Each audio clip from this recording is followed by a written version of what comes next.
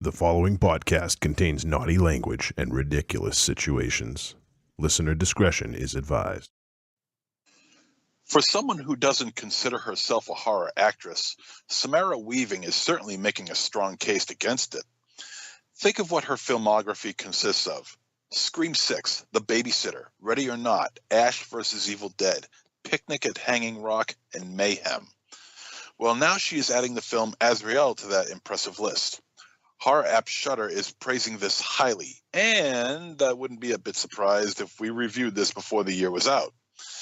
The film will be in theaters on September 27th, so even though Weaving has a brief career that covers many genres, her horror output seems to be the frontrunner. Would you consider Weaving to be a horror actress or an actress who is in a lot of horror films? What's your take on that? And welcome to Trick or Treat Radio.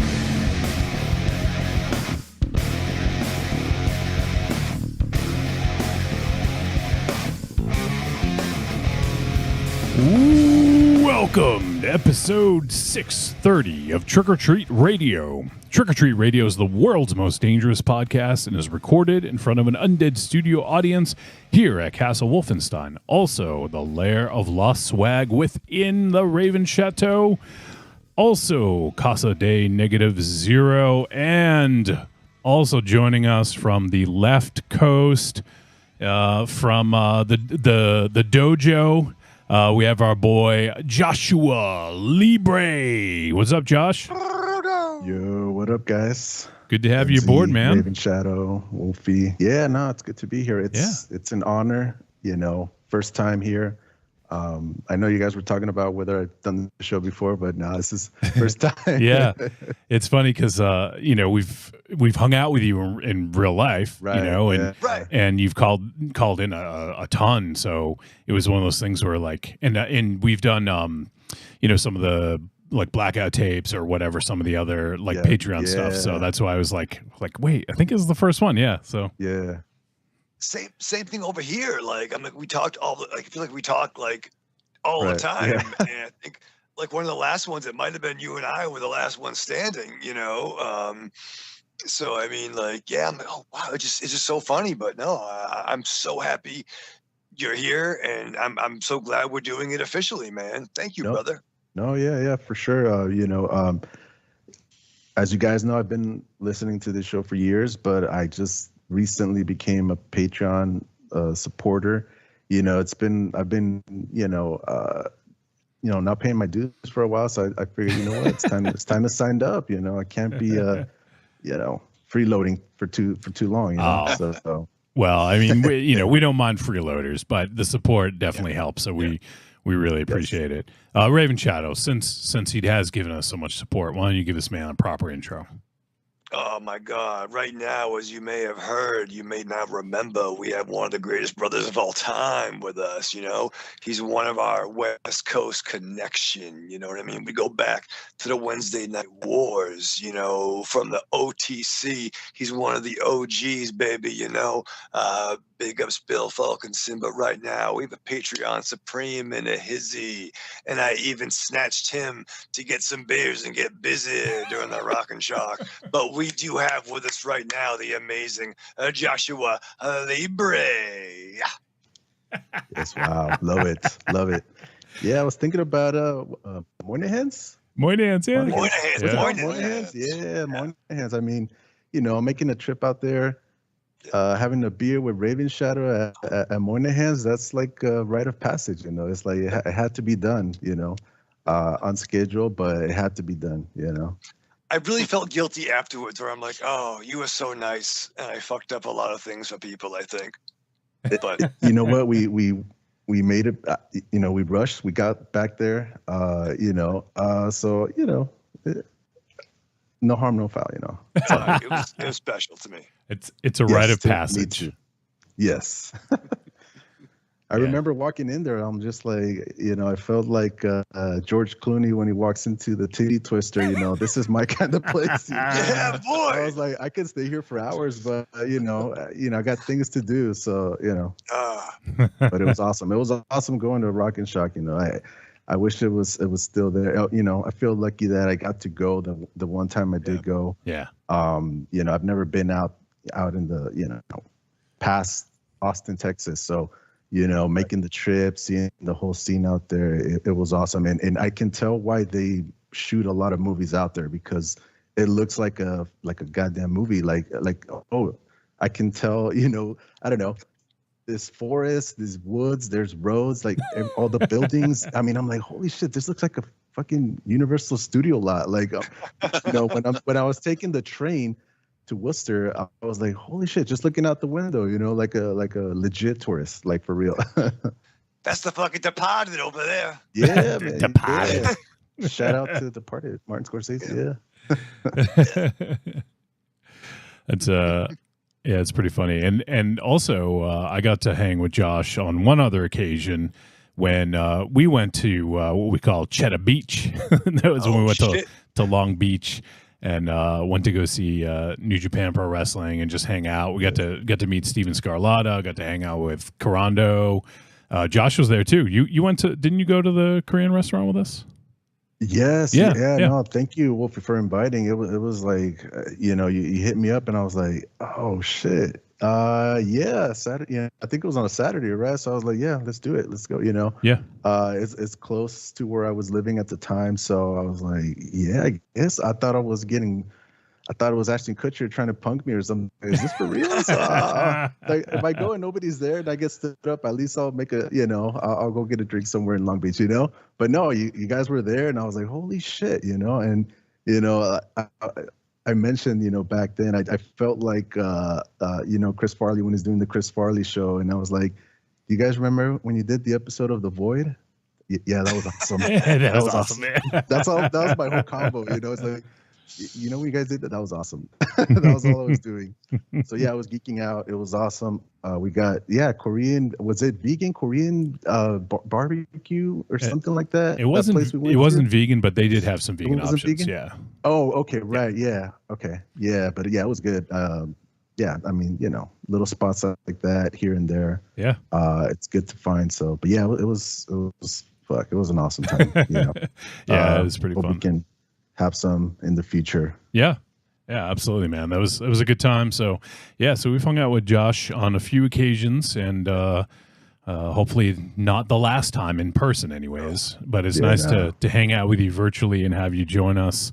We got some interesting films to talk about, and as we're kind of joking about on Discord and also pre-show, we were discussing this might be the horniest episode of Trick or Treat Radio ever, or at least the sexiest. Or at least the sexiest. Maybe not the horniest, because I don't think we're as horny as we used to be.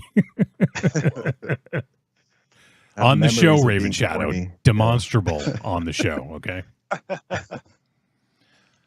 Yeah, we've grown over the years. You know what I mean, Wolfie? You seriously have been watching way too much fucking Attitude Era WWE. It might be a problem. That it is a problem. That you need intervention. So? Yeah, you need intervention. What? Yeah. Like if you're gonna watch wrestling, just watch something new. There's plenty out there. Yeah. I just it calms me down. You know what like I mean? And, sexual humor, like titillation, and like just like offensive stuff calms you down. Sometimes it kind of gets me going too, but no, I like the passion, the plucky spirit of it. So I've also been watching a lot of Eminem videos and with Lil Wayne a lot too. So what you're saying is Knife+Heart is going to be your #1 film of the year. It might be. Okay. It's outrageous, I'll tell you that much. Also, the Scarlet miniseries by Image Skybound is really dope too. Looking forward to reading Destro. Again, 47 years old, but this is what I'm doing. So Wolfie's fucking calling me out in front of Joshua. Don't fucking embarrass me in front of Joshua. I'm not calling you out. You got a little bit. How did I call you out? You know what you did. No, I didn't. No, I don't. You know what you did last segment? Last segment. This is the first segment. Shit. That should be a horror movie. I know what you did last segment. Instead of I know what you did last summer. It'll be like one of those movies where it's all takes place with, Skyping and Yeah. I don't know what the genre is. There's a horror genre where it's movies that take place in over a screen. Oh yeah. I phones. forgot. And, I forgot what it's called. Yeah. I remember there's like a subgenre name for it, but yeah. I know you did last segment. There you go. It might be in the front runner. It's a front runner right now for episode title. That just shows the unity of Josh and I, right? We just fucking put it down, knock it off, man. We are fucking like the Beetle and Booster of podcasting. Right? I'm a disciple. Been listening to this for a while, so gotta learn. So speaking of the movies we're going to be doing, we'll get into why Josh chose them as we do them, but Josh has chose for us the films Knife+Heart, and at least that's what I'm calling it. It's knife with a plus sign and then heart. If it was knife and heart, I think they would have, they use the what is it? Ampersand? Is that what it is? Yeah. Ampersand. Yeah. Yep. So I think they would have used an ampersand or just said and. So I'm going with Knife+Heart. And then like X versus Sever. And yeah. Superman versus Ballistics. Who's Ballistics? Ballistics versus X versus Sever was something, right? That was Banderas and Lucy Liu. Yeah, right. I saw that in theaters. I know you did, brother. Oh yeah. And also we're doing Bram Stoker's Dracula from Francis Ford Coppola from 1992. So we'll be talking about those flicks later. Those are the two that Josh chose. But until then, we'll just shoot the shit a little bit and see what's going on. So, Josh, if you want, if you have any burning questions or anything you've been wanting to know or anything like that, you can feel free. I'm not putting you on the spot right now, but if something comes up, feel free to toss it out there while we're just doing this sort of intro segment here. So feel free. Yes, you know what? I do have one question that I've always wondered, and I know when I first started listening to you guys have been doing it for a couple of years, but I was wondering, where does the reference to Rufus and Ronaldo come from, or what is that? I hear it, and I think I have an idea, but what's the origin story of that? All right, very good question. Let me take this. Let me take over for this. We might have to pipe in because MZ has a bad memory when it comes to stories about him. No. All right, let's hear it. It's not true. No, it's long story short, it's a reference to my nuts. Okay. We know. Yeah, I mean, I think everyone knows that. I hope. Yeah, he doesn't know. No, he does. I think he's point of me wondering talking how about it this. became to be known as Rufus and Ronaldo. Okay, now that's confirmation for sure. Yeah.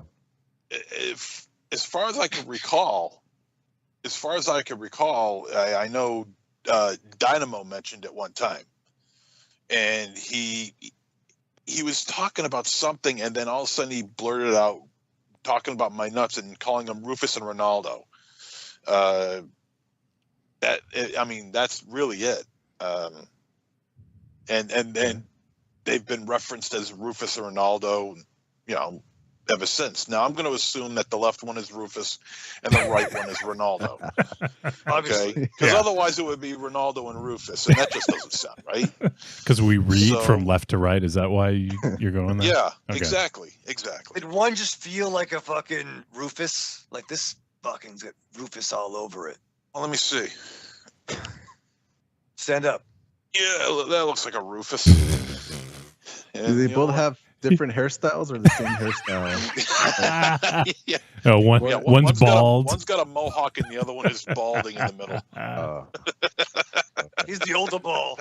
The one that looks like George Carlin, that's Rufus. Yeah, makes sense.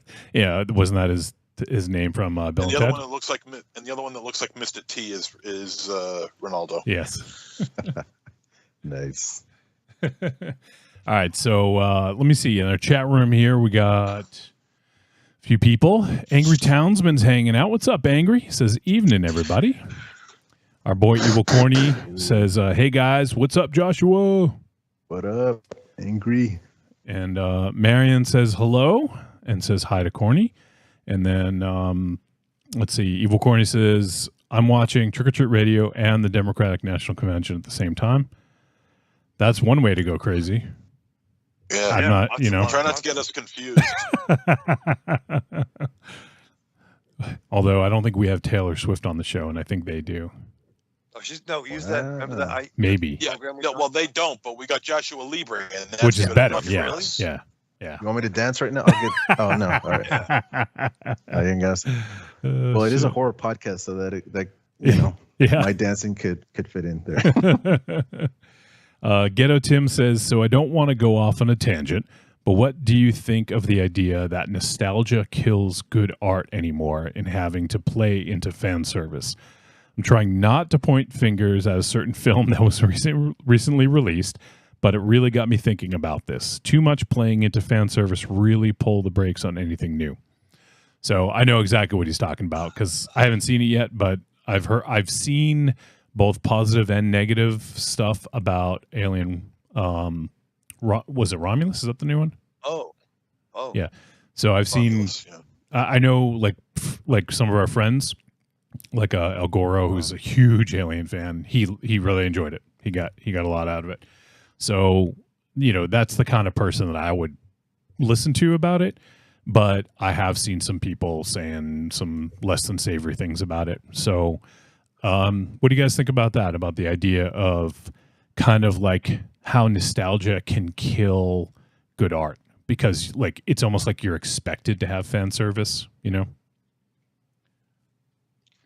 I mean, what came to my mind was the recent Deadpool Wolverine picture. And I did say it when I mentioned it briefly, but that showed it showed a lot of fan love without being, hey, here's the name just for a namesake, or here's so-and-so, like other films did. Other films is putting characters strictly to get from A to B. Like the only reason like Juggernaut was a mutant was so Leech could siphon off the powers for that one scene. You know, but that gave fans what we talked about with the Denny's table. What if they did this and that? Beverly Hills Cop, Axel Foley, remember that song from that one movie you liked? We're playing it again here. So without seeing this film, it does seem like we've seen it before back in the late 70s. Yeah, I mean, I can talk about this from like from obviously from a Star Wars point of view. I think, a certain point of view. I think it's kind of expected. And I feel like if you don't do fan service, like you're going to disappoint a whole section of the audience.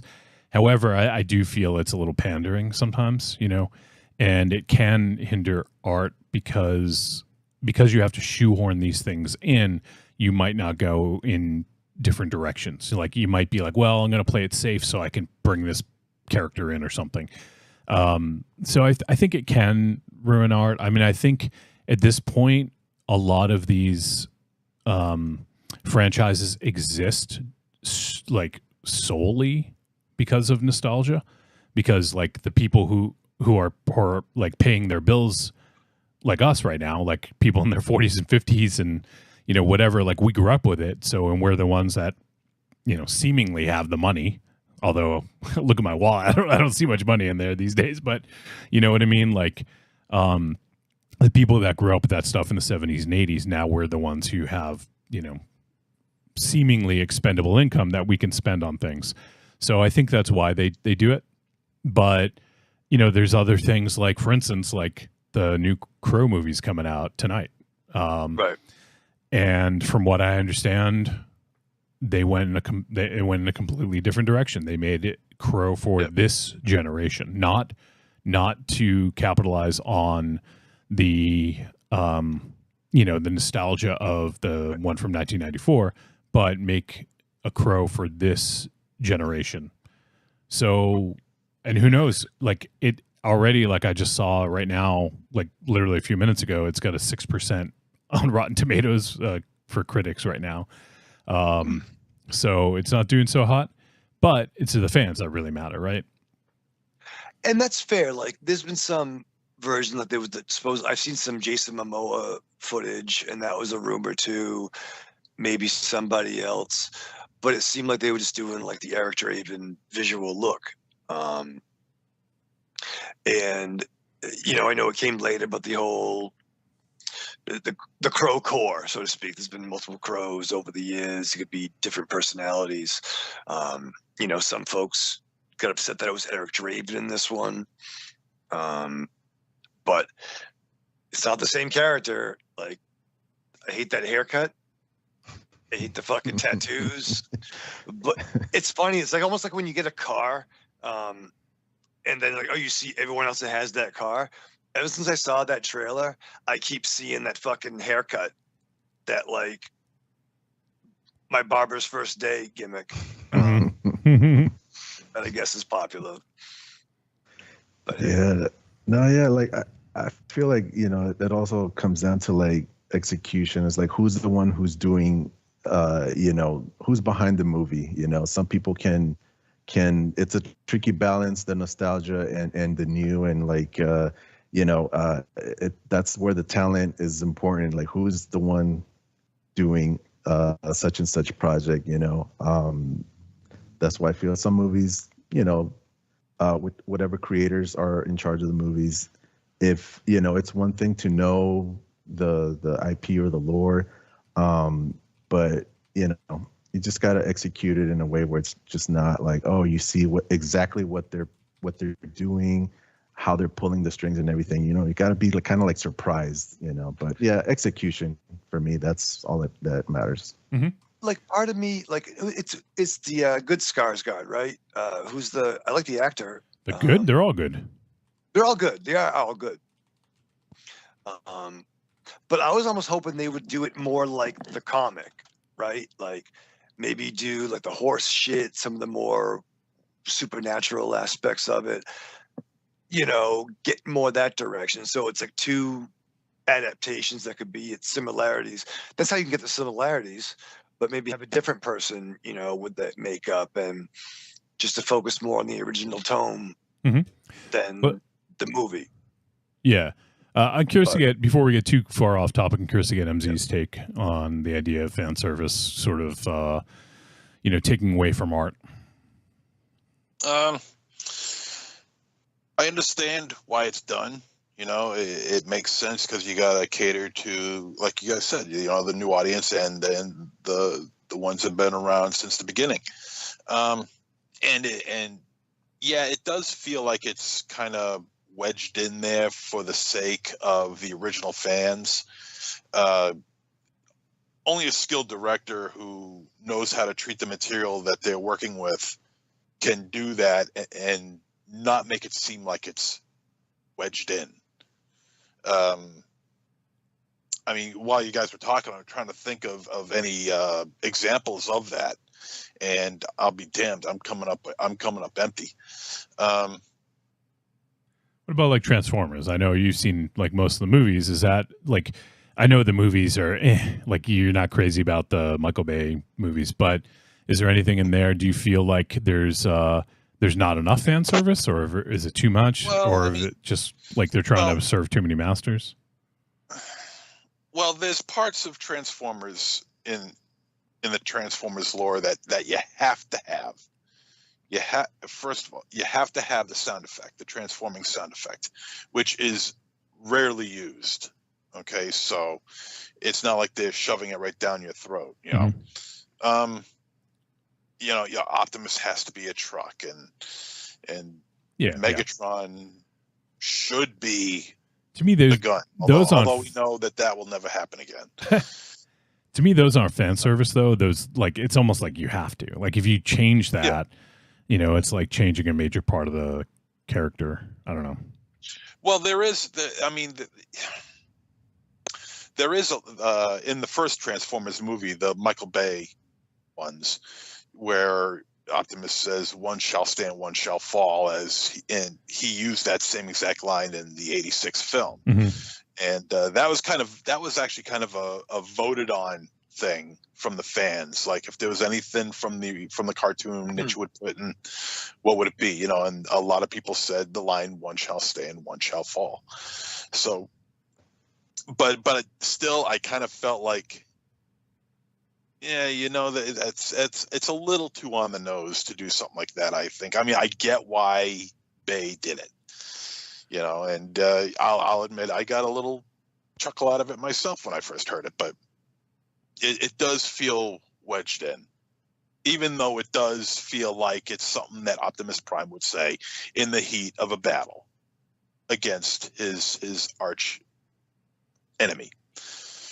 But I agree that sometimes art does suffer for the sake of trying to placate the entire audience rather than just a partial. And I don't know if it's worth the sacrifice. I mean, yeah, you're making money, and if it's just one little, you know, if it's just a couple of little things that are kind of wedged in to make the original fans happy, you know, I don't see, you know, from a money standpoint, a big deal about it. Because even if they didn't like it, they still got your money. And nobody said, yeah, right. And Got they your money. it again. Yeah, I got your money. Hey. But I get it. You know, I understand why there's some kickback to something like that, where if you placate to the original audience, you know, it's going to feel kind of wedged in. I get it. Yeah, I think there's no right answer. You know, it's just one of those things that I think there has to be a certain level of fan service, especially if you're using a property that's been around for 30, 40 years, or else you could be alienating that portion of the audience. But also, I think there's something to be said. You know, I think it depends on what it is. If it's like, I mean, we're talking about Dracula in this episode. We're going to be talking about Bram Stoker's Dracula. Like Dracula, I think, is a tale that you can tell different ways. Like that is ripe, you know, but the thing is, there's no fan service associated with it, really, you know, because it's a singular story, right? It's not like, it doesn't have a series of films, and you're not trying to, like, you know, piece together backstory and future and stuff like that. You know, I think some others have tried to do some stuff with that, but, you know, it is different. It's not a franchise per se. It's just a character that is beloved, that has been, you know, remade several, I don't know, maybe 100 times at this point in time. So, you know, I think it's more of a legend, you know. It's it's a legend. Yeah.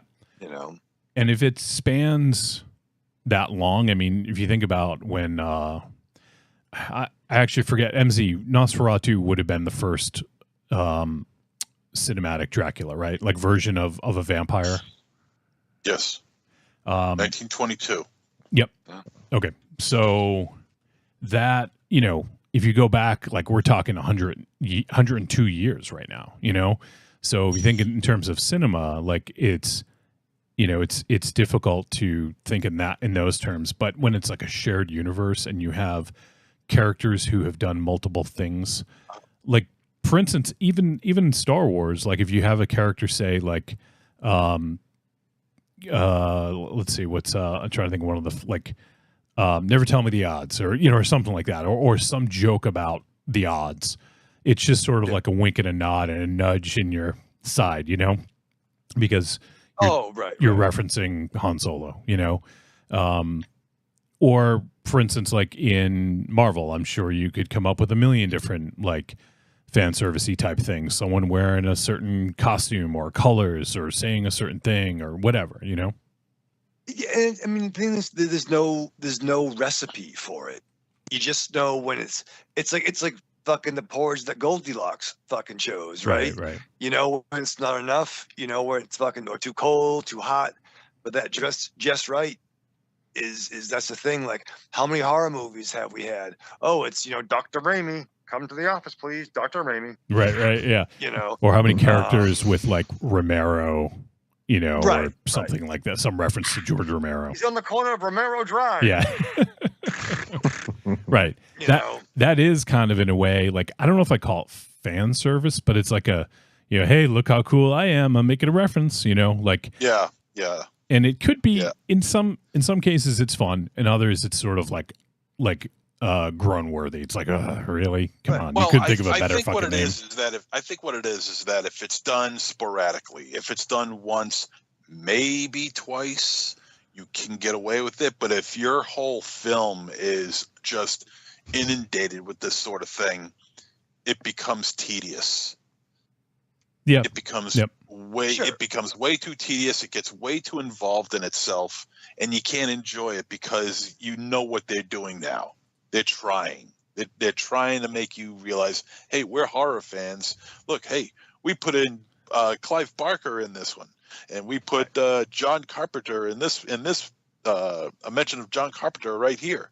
Yeah, it's got to be done sporadically. You can't overload stuff like that in a film because then it just gets tedious and you just don't want to watch it. now, And there's a lot of films out there that do that just throw everything they got into that script. And it's just it is groan inducing. Yeah.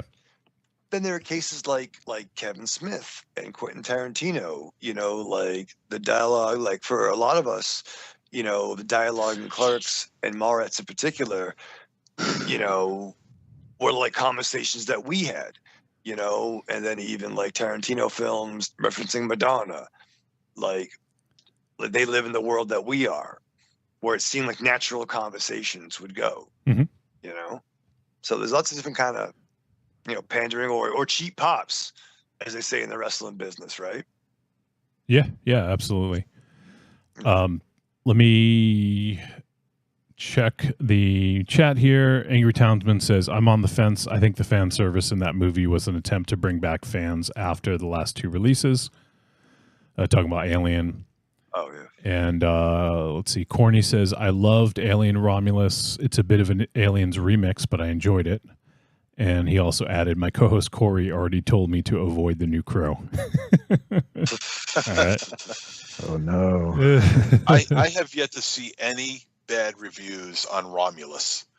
I'm going to try and check it out this week. You know who to check, MZ? Oh shit, what's his name? Who is it? Rotten Cotton? Who owns Rotten Cotton? Oh, Jesus Christ. Sean. Yeah, Sean. Fuck. Damn it. I can't believe I forgot his name. Both of us. He's going to. Well, he doesn't listen, so. Lewis. Sean Lewis. Check out his review. Really? He Okay. fucking hated it. He fucking hated it. Well, He hates a lot of stuff. Well, but he hates a lot of the new stuff that comes out now. So yeah, I know. yeah, Take it with a What are you grain gonna of salt do? and all that. Yeah. So. I'll have to. Oh, look it's it up. it's scathing. It's like, Really? yeah, it's like it's a bad review. But I that's the only bad one I've seen. But I also haven't really sought them out. It's just from friends being like, oh, I checked it out and I liked it, or it was awesome, or whatever. So, yeah. I mean, Sveti Alvarez as well. I mean, he's got a pretty good track record in horror. So it's probably good to get another horror director up in Alien. So, let's see. Yeah, it was a good question though. I think we could probably go on and on about it, but do you guys have anything else to add before we wrap that up? Not really. Nope. All right. So, I know. good question though. And I think there's a lot more that we could probably say about it, but it's one of those things where it's actually, let me just toss out one more example. I'm going to go to Star Wars, so I'm going to keep it light because I know MZ's going to gloss over, but I know Joshua Libre can engage with this, but with The Acolyte supposedly got canceled. So it's got one season. They're not going to do additional seasons. They did have some light fan service, but I feel like this was the Star Wars that had the least amount of fan service. And I wonder if that actually hindered it because it's the only one that takes place outside of the Skywalker saga. Like before any Skywalkers were born, it takes place 100 years before, the prequels, and there's no Skywalkers. However, there are a couple characters two characters that we saw in the movies and a third character that we heard about but never saw on screen. So, but they were very minimal appearances. Like they didn't have any major part of the plot. So, Josh, do you think that the lack of fan service hurt that at all, or is it just other things? I thought it had like a pretty good balance of like I guess if you call it like fan service or even what do they call it, like the Easter eggs or little things like that that people can pick out. I thought it had a pretty good balance of that. Even like things that are not super obvious, like just shot compositions. Like if you guys Empire Strikes Back, when Luke is looking for Vader. And there's a shot, he's in a tunnel and the tunnel lights up as he's kind of like, by himself looking, I guess he's going to rescue Leia, right? So that shot, there's a shot just like that, even the way the lights turn on in the tunnel in the Acolyte. And, I was like, oh, that kind of looks like the Empire Strikes Back, but it wasn't like a super obvious thing. But kind of a callback. Things like that. Yeah. So I thought it had a pretty good balance, and like the Acolyte, like I mentioned on Force Insensitive podcast, another go-to podcast for me. It wasn't like mind-blowing and it wasn't terrible. It wasn't bad. It was just, I think also like just the fact that it's like in a completely different time setting from what we're used to, maybe, I don't know, it takes time to adjust to that even as a viewer, but even if it doesn't get renewed or if it got canceled, like I think they can still use some of these characters in other projects, just kind of like, I don't know, kind of pick them out, or they can exist in, they might even use the Acolyte characters as like nostalgia, I don't know, Easter eggs 5 years, 10 years from now, who knows, when somebody makes something, right. They'll have, one of these characters kind of pop up and somebody was, oh, that's from the Acolyte, but yeah, I thought it had pretty good balance. It wasn't too much and it really wasn't too little, I thought. But I think they did a good job with that. Just kind of like peppering him there, here and there. And even like I mentioned, things that are not super obvious, but it's a tricky thing. I'm dealing with, IP that people are crazy about. It's serious business. It's major league stuff, when you get involved in that, and it's like, it's almost like you got to hit a grand slam on your first at bat. Getting on base is not enough. It's like grand slam or at least a 3-run hit, and okay, we'll give you a season 2, but yeah, it's tough, it's tough. And I don't know how they measure all these things, whether a thing is a success or not. I mean, at least with theaters, we can tell, oh, there's a third party that reports, box office, and you can kind of say if a movie makes, I don't know, if if it's not cutting it at the box office, I think people can see, oh, well, they didn't grant, they're not going to go with another movie or whatever. But in the same with streaming shows, it's so hard to tell. Who the hell knows how they measure success? I mean, unless it's like something that just completely crosses over with like when like even your mom or your grandma mentions, oh, Baby Yoda. It's like, okay, this show is obviously a big success because like even non-Star Wars people know what the hell that is, Right. But other than that, I don't know how they measure success for like, streaming shows. It's a secret so far. There's no third party involved in getting numbers from these services. So. Yeah. So, I think it's just one of those things that it's difficult to strike that balance. And I wonder if some people were looking for more fan service in their Star Wars than they got, because the previous, if you think about a lot of the other series and films, there's always been a certain amount of fan service. So, I don't know if that set an expectation that they didn't match, but yeah, I'm not sure if it's responsible, but it could be. Well, I mean, at what point is it fan service? At one point is it using the characters of the universe? Well, I mean, sure, but fan service is different. It's not just using a character; it's having a cameo that doesn't really make sense, or like a wink and a nod to another thing that happened that just really isn't necessarily part of the plot. I think it's different if you include a character from the world that had another film. That's not fan service. Like, for instance, in Spider-Man having fucking Doctor Strange in it or whatever, or vice versa. Like, that's not fan service. That's just using characters that are in the world, But you know what the biggest fan service movie in the world is, as far as I'm concerned? What's Clerks 3.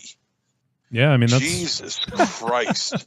I mean, he brought back everybody in all the films that Kevin Smith has done for this one movie, and many of them were just like, for the lack of a better term, background characters.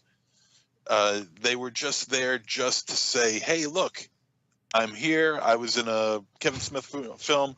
Look how much older I am." And then the part that got to me the most, that the one that really capped it off for me, was when he brought back the little 4-year-old girl who smoked a cigarette in the original Clerk. Then they brought her back for Clerks 3, and I'm like, really? Really? How old is she now? Is she still in the chair? I don't know how old she is. She's got to be about what, in her 20s somewhere, maybe early 30s probably by now. But but the point is that movie was just riddled with. It was a complete fan service movie. That's all it was. The story took a major background compared to that. Yeah, as far as I was concerned. It's a good point. I actually had kind of forgotten about that movie. I saw it like soon after it came out on digital, and it was okay. But yeah, it's just all like, you have to know the first. If you don't remember the first two, or if you haven't seen the first two, 3 is going to be like nothing, because it's built on a foundation of fan service, Yeah, it's hard because I'm always been a huge Kevin Smith mark. And don't get me wrong, the film's fine. I didn't hate it. It's just it's not as good as the first two, by far. For sure.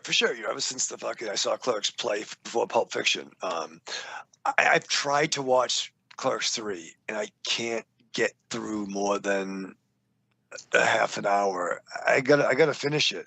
And I like Reboot. I did like Reboot, but yeah, I haven't finished 3 yet. Yeah, 3 is it's okay. It does tug at the heartstrings a bit, but it just all the cameos of everybody that, I mean, and it probably helps you if you haven't seen any Kevin Smith films outside of the Clerks universe. It's probably going to do you a world of good, because you'll be like, oh, okay, there's a bunch of guys, but then you see guys from Mallrats and guys from Dogma, and and people from Jay and Bob Strike Back and all this. It's just ridiculous. Yeah. All right. It's just overdone. Yeah, I agree. Let's move on. Did you have something else to say, Raven Shadow? No, I'm good. Okay. I looked up and I thought you were about to say something, but maybe you were just blowing out your smoke. just exhaling carcinogens over here, Wolfie. Blowing out hot air. Poison in the air. I just want to feel like it's what it's like to be out in LA or the California area, right? Get the smog out there. You know what? Yeah, I would like to admit that I don't smoke, but good. I love the smell of walking into a bar right. and the ashes the next morning. I don't know what I don't know. I'm fucking crazy. I don't know. But You're fucking going grown to, up. but when I go to a Vegas casino and you go into those old timey casinos and the carpet is just like, they got that, smoke from the 60s or 70s, it just smells good. I don't smoke, but it smells good. I gotta admit, so It's I get like it. The death of a How thousand much grandpas. exhaust fumes do you suck up on the 405?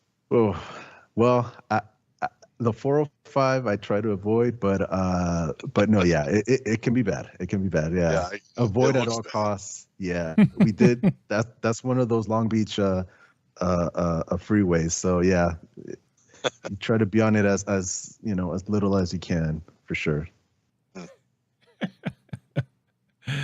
Oh man. Chat room. Let's see. Evil Corny says Kiadi Mundi ruined everything. Yes, I agree. Kiadi Mundi's the worst. He's the worst Jedi of all time. And he sent a screenshot of his buddy Corey's post that says watching the new Crow and I want to leave. Wow. Although Corey is one of those guys that posts while he's watching a movie. That's, come on. And then Evil Corny says Kevin Smith did the same thing in Jay and Silent Bob Strike Back. That's fair. Yeah. Yeah, Actually, fair. I haven't seen that one, which is surprising because I. Wait, really? Oh wait, well, no. What was the? I've seen Jay and Silent Bob Strike Back. Wasn't there another Jay and Silent Bob movie? A The reboot. You guys brought that up. Yeah, I didn't see that one. Okay. That's the one I didn't see. Yeah. So. All right. I think we caught up on all the chat. Let me just check the others. I always forget about YouTube. Okay, nothing on YouTube right now. All right, so I forgot about it. I want forgot about YouTube. I want to wrap up because it's 9:00 right now over here, and we got 2 movies to talk about. And I have a feeling there's going to be a lot of talk about maybe both of these movies, maybe just one. I don't know, but yeah, I want to make sure we leave enough time to discuss and to dive in. So we'll start to wrap up this segment, and then we'll head to a break in just a moment. First up, I want to talk Knife+Heart. Let's do that one because I have a feeling that could be the longer discussion. Plus, it's the more recent film, and it's one we actually almost did on the show a few years back, and I don't know, for whatever reason, it just kind of fell through the crack, so to speak. So. We will do that one for our feature film discussion. And yeah, so if you guys want to support the show, there's a few ways you can do so. Number one, Patreon. That's how Joshua Libre supports. At least one of the ways. He's also supportive with his voice messages, his friendship, and just being a Brave and Shadow. Brother rating, what? Brother rating out of 10. Okay, there you go. Thank you. I'll give it away his record. Come on. Now, son. 10 out of 10. Would brother again. I would definitely brother up to this brother again, brother. 10 out of 10. That would work for me, brother. That works for me, brother. Works for me, brother. Oh, shit. Nobody knows what we're talking about. So, so if you guys want to hop on Patreon, you can join for as little as $2 a month. But if you want to get up into the Patreon takeover, like our boy Josh did, you can get up into the higher tiers. Give that a look. Patreon.trickortreatradio.com. And we also released a new Patreon exclusive episode. And we did an episode about films within films. So we talked about movies that have characters watching horror movies. So we kind of went all over the map. There's some comedy, there's some drama, there's whatever. There's some obviously other horror movies, and we did movies like real movies, not imagined fake movies. So if you guys want to check that out, that's the new one that's up on Patreon right now. I thought it ended up being a pretty interesting discussion. So you can check that out. And you can also get onto the Discord, and you can join Discord. Anyone can do that. But there are some channels that are only available to Patreon supporters. So that's another added bonus. So give that a look. Patreon.trickortreatradio.com. And also, you can head on over to trickortreatradio.com. On the front page, scroll down, look for the Amazon logo. You click on it, it's going to bring you to Amazon. It's going to input our affiliate link. Everything they purchase in that session gets attributed to us, Raven Shadow. But it doesn't cost them any extra, is what I mean. But it helps to keep the lights on, to be honest with you. I work myself into a shoot. Yeah, boy. And finally, on trickortreatradio.com, click on store. It'll bring you to our digital storefront. You can buy the greatest hits of Trick or Treat Radio Volumes 1 through 3. And, you know, all kinds of stuff. There's highlights, lowlights, midlights, everything in between. There's arguments, interviews, songs, you name it, it's on there. The first 6 or 7 years of Trick or Treat Radio. We've been doing the show for over 12 years now. And we don't really expect you to go back and listen to all the previous 629 episodes, but if you want to get a little sample of the early days, you can go ahead and check out the greatest hits on trickortreatradio.com. All right, Raven Shadow, you sit down. You got 2 movies to watch. 2 movies. One of them subtitled. It's in French, and the other one has Keanu Reeves, who you've been mistaken for on occasion. So what do you do to prepare for these movies?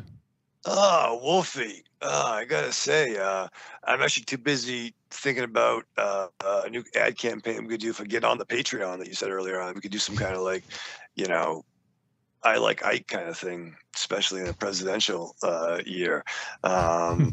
Listen, vote. You guys know the fucking right thing to fucking do, right?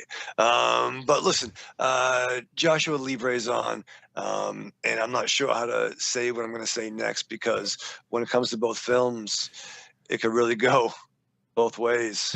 So I guess I got to say, I strapped on.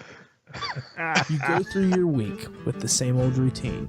What you really want is some blood and thunder in your life. Well, friend, you found it. The Cromcast is an adventurous journey through the history of two-fisted pulp stories With your hosts, John, Josh, and Luke. we have action. horror. An adventure, all through the lens of pulp luminary Robert E. Howard. Don't just stay in your ordinary life. Find your pulp life at thecromcast.blogspot.com. The Cromcast, The Cromcast. The Cromcast. a podcast for the barbarian at heart.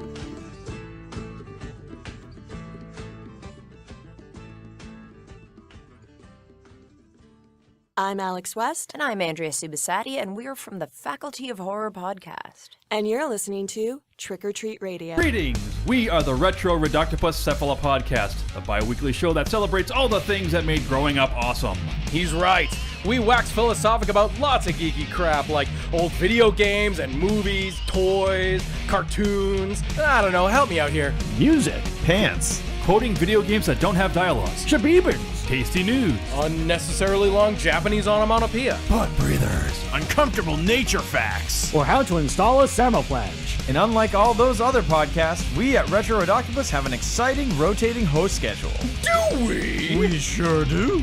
So, if you didn't like the guy flapping his gums this week, Like me. worry not, gentle listener. Next week we'll have a whole new host. Of problems. Hey, they might still suck, but they'll suck differently. And you know what's really cool? Retro Reductopus is part of the Inebriard Podcast Network, with new episodes out every Tentacle Tuesday. Which is like every other Tuesday.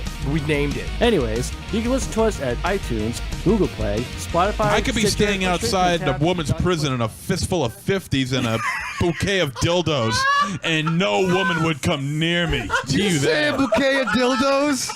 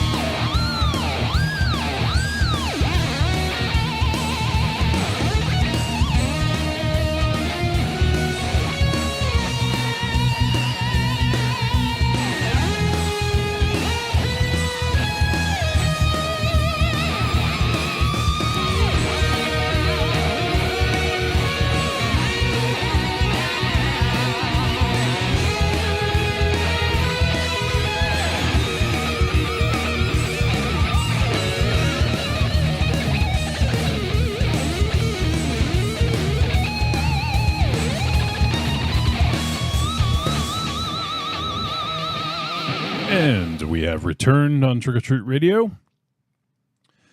All right, so let's get into our featured film discussion, and we're going to be talking about the film Knife+Heart.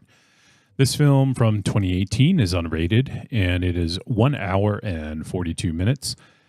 I love all the genres that this film is listed under. It's a slasher, horror, drama, horror, mystery, romance, thriller. All of which I think work.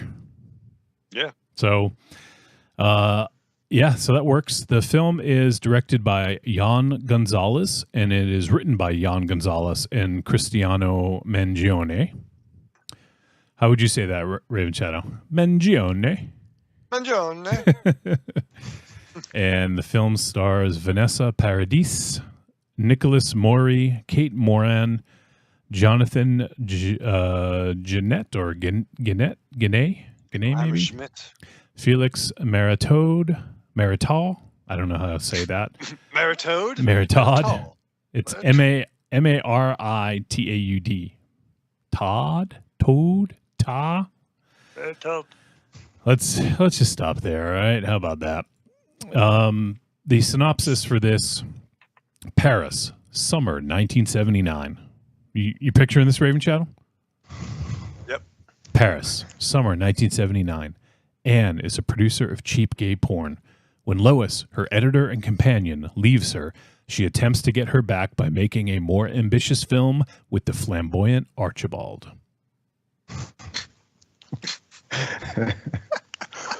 All those words are funny when you say them together. I fucking, by the way, I fucking loved Archibald. I'll say that. All right. Yeah, he's my favorite character.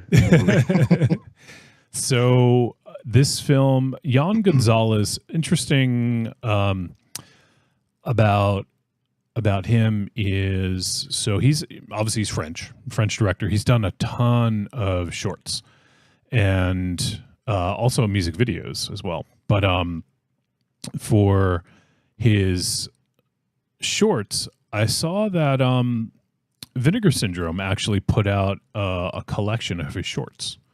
I don't know if you noticed that, MZ, if you've ever seen. But yeah, but I was not aware of this director until we reviewed this film.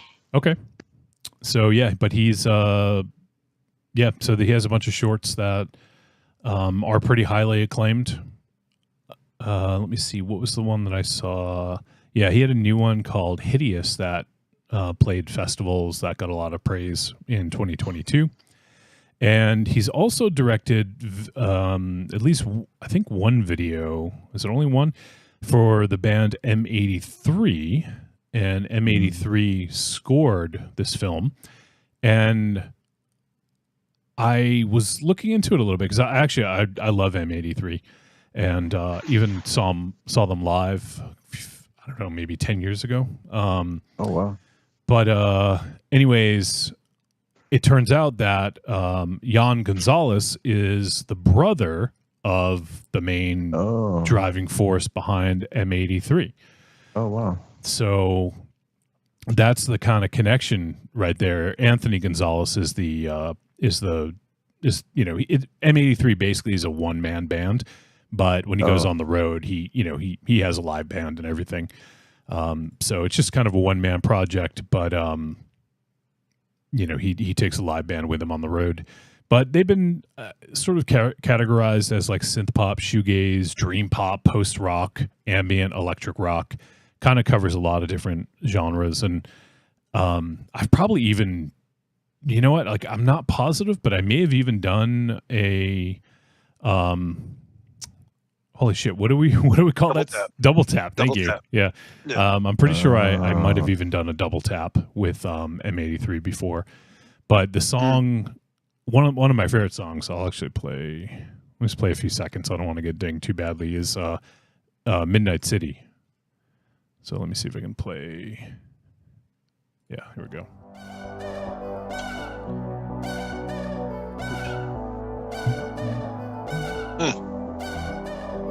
You guys may have heard this. It got pretty popular.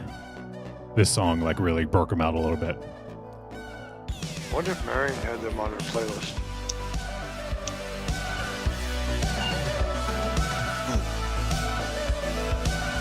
So yeah, this I've dude heard this song in Vegas before. Oh yeah, I'm sure. Yeah.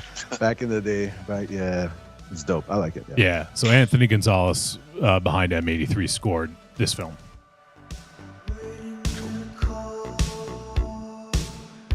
Yeah, it's funny. I haven't heard the song in like maybe 7 years or something, but yeah, it's been a while for me too. Yeah, I fucking love it. When he played this live, it was amazing.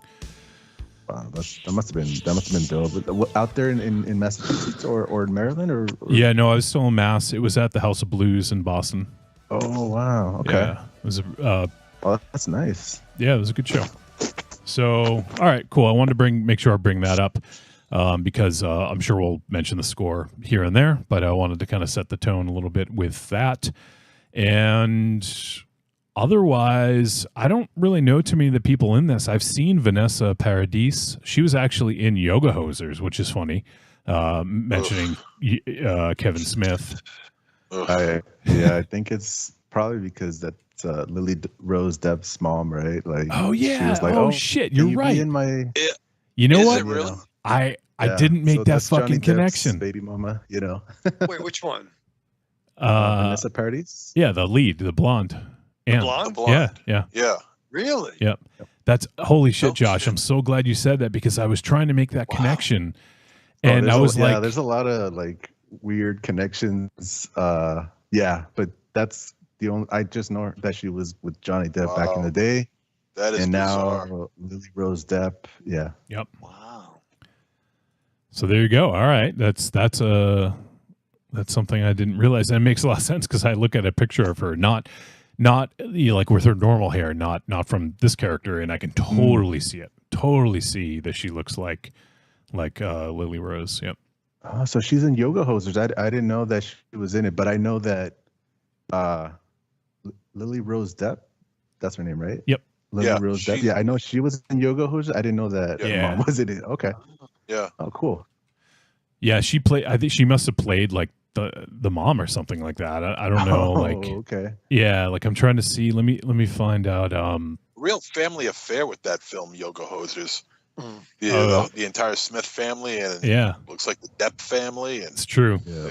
Yeah, she played a character named Miss Maurice. I don't remember that character though. Oh.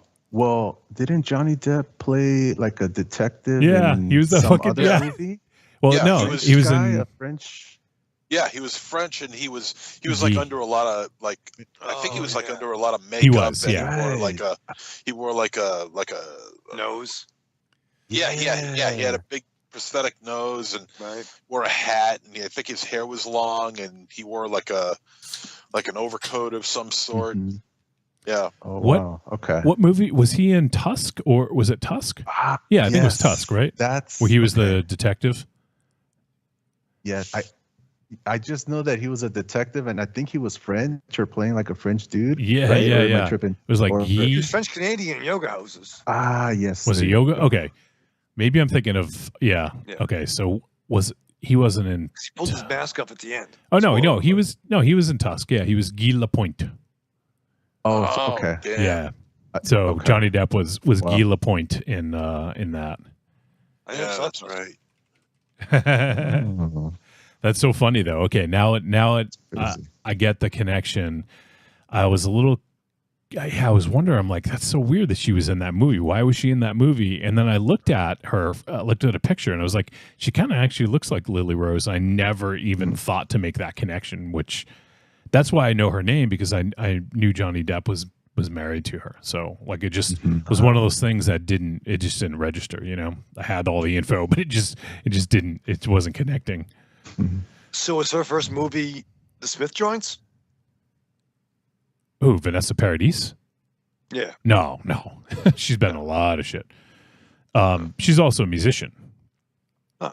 So she's a musician and an actress as well. I think she became popular as a musician though. Sorry. So yeah, so she's a renowned French actress, model, and singer. She started her career as a model and singer before becoming a movie star. So yeah, I guess her song. She had a song that got her on the map when she was 14 years old. Oh wow. So, yeah. Oh, and our pal to the window to the walls. Yeah, boy. He says that M83 track slaps. I was at that show. Nice. Oh wow, that's cool. I didn't even back then. I had no idea. I had no idea that we'd be fast friends later. Goddamn, pal. Goddamn, pal. I've been saying that so many times since you guys started. I'm like, oh my god, I have no idea. People look at me. Why do you keep saying that? I'm like, That's funny. Listen to Trick or Treat Radio. You'll know. You'll find out. Yeah, there you go. It's funny. It's the source of it actually is kind of a shitty thing because it's the origin. Vince McMahon used to say that's great. Goddamn pal, Gotcha. and so Your we name's just gonna be puke. we just started making shit, fun pal. of Vince McMahon and it stuck. Okay. But though, to be fair, though, the most nefarious rumors about Vince, facts, if you will, coming to life, brought Anthony to the fold. So, Right. Yeah. thank you for being a scumbag, Vince. I guess. Go fuck yourself, Vince. All right, let's get into the movie because I'm really dying to get into this one. So, Joshua Libre, what made you choose this one for us to discuss? Yeah, so this being mainly a horror podcast, I had to go with 2 horror movies, and I picked this one because this is my probably, I don't know, I have to crunch the numbers again, but this is probably my favorite horror movie of the past few years. But I don't know, 5, 7. I don't know why this movie stuck with me. And yeah, it's just been my favorite that I've seen lately so far in the last several years. But yeah, that's mainly the reason why I picked it. And I don't know how popular or how successful this movie was when it came out. I'm not even sure what year. I don't know if it's 2018 or 17, but I flip on Shudder and they have a live stream of just whatever they pick, right? Yep. I guess it depends on the app or whatever, or not the app, the device that you're using. So this one was just, it was just there in the middle of the movie, and I just saw it, and I was like, oh, that's a cool shot. That's a cool setting. Those people look cool, this and that, and I just decided to watch it from the beginning, and I was just like, I never seen anything like this. Well, I've seen things similar to this, but not in this setting with these type of characters. So, I don't know. I was just blown away by it. And yeah, it's been my favorite horror movie of the past few years. But that's mainly why. All right. Awesome. I mean, that's definitely a good reason.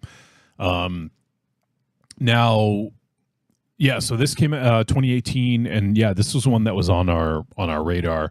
And I actually, you're not the only person I've seen say that this is one of their favorite horror movies in the last few years. And I've seen a few other people say that they really fucking love this movie. Oh, okay. Like for instance, like one of the people I heard repping it early on was like our boy CDR, formerly of Cult of Muscle. Yeah. He was raving about this.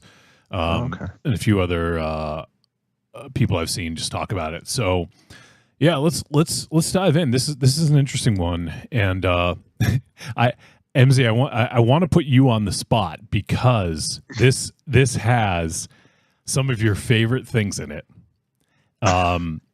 That is like 70s porn, giallo.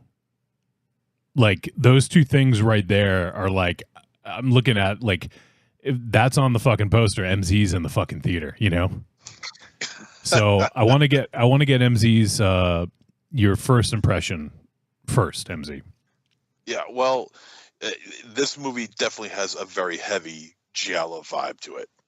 There's no getting around it. You can't get around it at all. It's there and it's in front of your face, and you just got to suck it up. Just the vibe is pretty heavy. I never heard of this movie before until we started talking about it last week and saying, okay, we're going to review this. So I'm like, all right, fine. And, so I looked on Tubi. Good, it's playing on Tubi. So I'm checking it on Tubi. And I was pretty amazed with what I was seeing right at the start. I mean, just the vibe of this film is very unsettling. It does have that heavy giallo vibe, and more so than your standard giallo. This has a very unsettling vibe to it. The style in which the photography is used for the stag reels are incredibly effective. I would be more than convinced that they actually used film stock to film this stuff and not put it through some filter. This looks real. Yeah, this looks real genuine. It's got the scratches, it's got the skips. It's just really incredible on how they were able to pull this off if this wasn't film stock.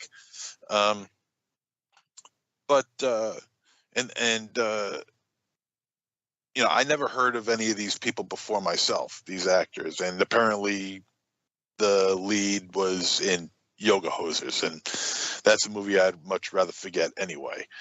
Well, she had a bit part, and it was like a family affair because her daughter was in it. So she's been in tons of French films that we just wouldn't have seen. So okay, but still, she was attached to Yoga Hosers, and I haven't seen any of her other French films, so there's that. It does have a very unsettling quality to it. And surprisingly, given the subject matter that you're dealing with here, not a whole hell of a lot of nudity. I was when I saw this movie, I'm thinking, oh God, we're going to be slapped across the head, and we weren't. And I was like, it's kind of disappointing, but at the same time, it's kind of refreshing where you don't have to have a film like this of this subject matter to have the nudity that you would think that you would need in order to get your point across. But somehow this film's able to do that. But I mean, it just keeps going and going and going as far as the storyline I'm talking about, and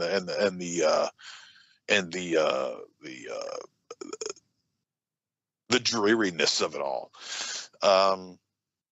It just keeps going in a downward spiral. It just keeps going and going and going, and you're like riveted to the screen, man. It's pretty impressive to look at so far. But that's I don't want to go too far into it, but that's my first impression right now. It's quite an eyeful. All right, yeah, I think that's a good place to start. Raven Shadow, I would like to get your first impression.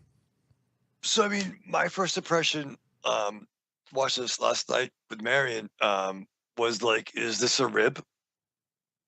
Like, just because it's like an unusual subject matter for us to kind of tackle on the show. You know what I mean? And I was like, wow. Oh. You talking about like that. Gay porn? Yeah. Okay. I thought you like it's not romance or horror. Yeah, no, it's our first, really a lot of gay porn on the show. Okay. It's a ride. This is cool. Listen, I've seen almost every episode of Queer as Folk back in the day. You know what I mean? Brian Kinney's my dude. I like Emmett. I liked when Cyndi Lauper guest starred at the end, sang in the club Babylon before it blew up. So I'm all with that. I didn't expect as much 70s gay porn as we saw. And I'm not a big giallo fan. This has been documented. Mm-hmm. So it just kind of going in. I wasn't sure where we're gonna go, but I had a couple ideas. You know what I mean? All right. I'll for my first impression, I heard a lot of good about this. So, and actually, let me just add. I just looked it up, and Jan Gonzalez films all his movies on film. So every frame of this was film. MZ. Nice.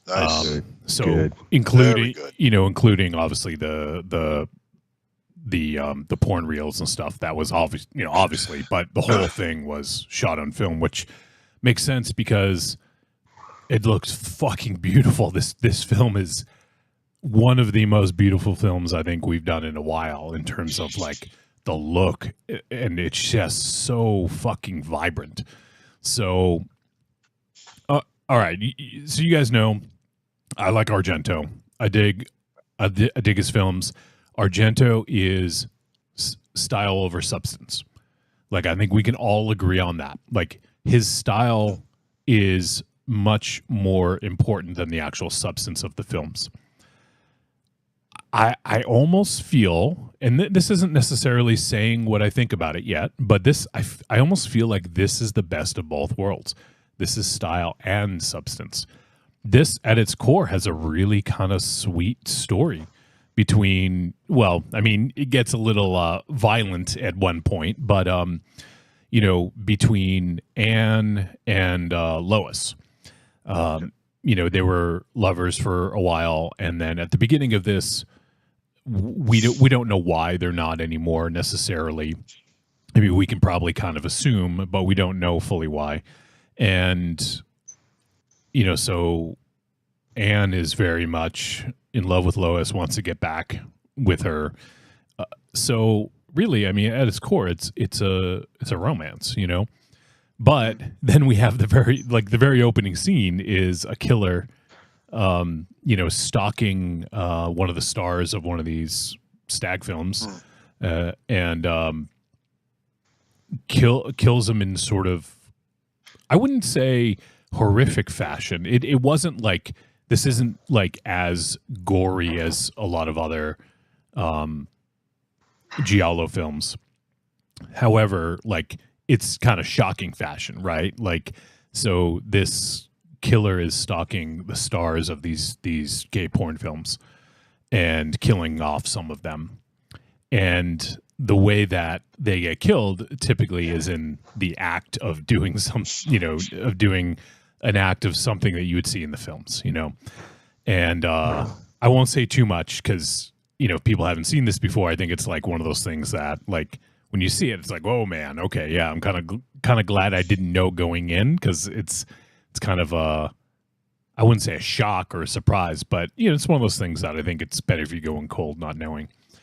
But I loved the look of the killer. It's a very unique look. I love that. Yeah, and I don't recall if the killer actually was wearing gloves. Do you guys recall? I think he was. Okay. He was. So yeah. Okay. But even if he wasn't, it's almost like he was wearing almost like a leather glove, like leather mask. Like, so I got that vibe. It had all the like beautiful fucking vibrant colors of like a Argento giallo, lots of reds and reds and blues. I mean, and yeah, it's just it's just, I guess, like fucking just it's a buffet for the senses, the way it looks and the way it just kind of jumps off the screen. It's a really beautiful film. And, I think that it even has some of that weird, almost surrealistic sort of story stuff, like about halfway through, like when she goes and meets the son and the mother in the forest, Yes. Yeah. Like, it's got this really kind of surrealistic quality to it, but that never, to me, overshadowed the film in a way that it was like, what the fuck is going on here now? Like, it felt like it fit within the world. And I like having that. And we also got to see a lot of things with like Vanessa Paradis plays Anne, with her, either they were like dreams or visions a lot of times we'd see like this sort of like black and white, like almost reverse negative look. And I thought a lot of that stuff was really, really cool and well done. So it's funny. Like I can't recall. I don't think I've ever seen a movie about someone who makes gay porn and then seeing it on the screen so like in your face. But like what MZ said, I think is right. It's yes, there's a lot of like, you know, Anne makes, you know, she's a producer that makes gay porn. There's a lot of you know, on set shooting, but it's never to the point where you feel like what am I trying to say? I'm trying to say this delicately, but if this was something that wasn't appealing to you, if it's something that like turned you off, it doesn't put it in your face where you have to like look away and be like, oh my God, I can't watch this. You know, it's done in a way that's very tasteful. And like MZ said, it's not gratuitous either. You know, I think that that's important to do a film like this in that way. Because if you get into a little bit too much kind of gratuity, you know, it might get some people to be like, yeah, I don't know about this. You know, not saying that would be anyone here, but you know, that's one of the risks that you run, I think. And but I love the characters in this. I like. You know, I loved Anne. Archibald was fucking awesome. I know Josh is probably going to talk a little about Archibald. He was the blonde guy, right? Yeah, he was the blonde. Yeah. Okay, yeah, I liked him too. He was good. Yeah. So, I mean, yeah. Overall, though, I think this has a great balance of style and substance, and the story that's told is really actually kind of sweet. You know, like. You feel for Anne, right? Like you, despite what happened, or you know, even when she got like a little handsy, you know, it's sort of like you can kind of see, you know, like I get it. She really loves this woman, and she thinks it's the right thing to do to get her back, but it's not. You know, so I think at its core, it's a sweet story, but it's wrapped around this sort of like. Candy coating of giallo, you know, and horror. So I think it's a good balance between the style and the substance. So I feel like I can say more, but for first impression, I'll stop there and I'll kick it over to Josh. For you, like if you want, I don't know if you remember your first impression, but you can talk about your first impression, or maybe if you rewatched it, if there's anything else that you noticed about it or anything like that. Yeah. So like as far as like first impression when I first saw it, you know, on Shudder, you know, like I said, this is something I've never seen something quite like this before. And I just thought it was like one of the coolest looking movies, sounding movies. And like I mentioned, I don't know, previously, it's been a while since I've seen it. I forgot about the amount of strong sexual situations that were in the movie, you know, because I was more like what I took away more from the movie were the characters, you know. So like and like MZ mentioned, they could have easily have put a full frontal shot like at several points in the movie, but they don't.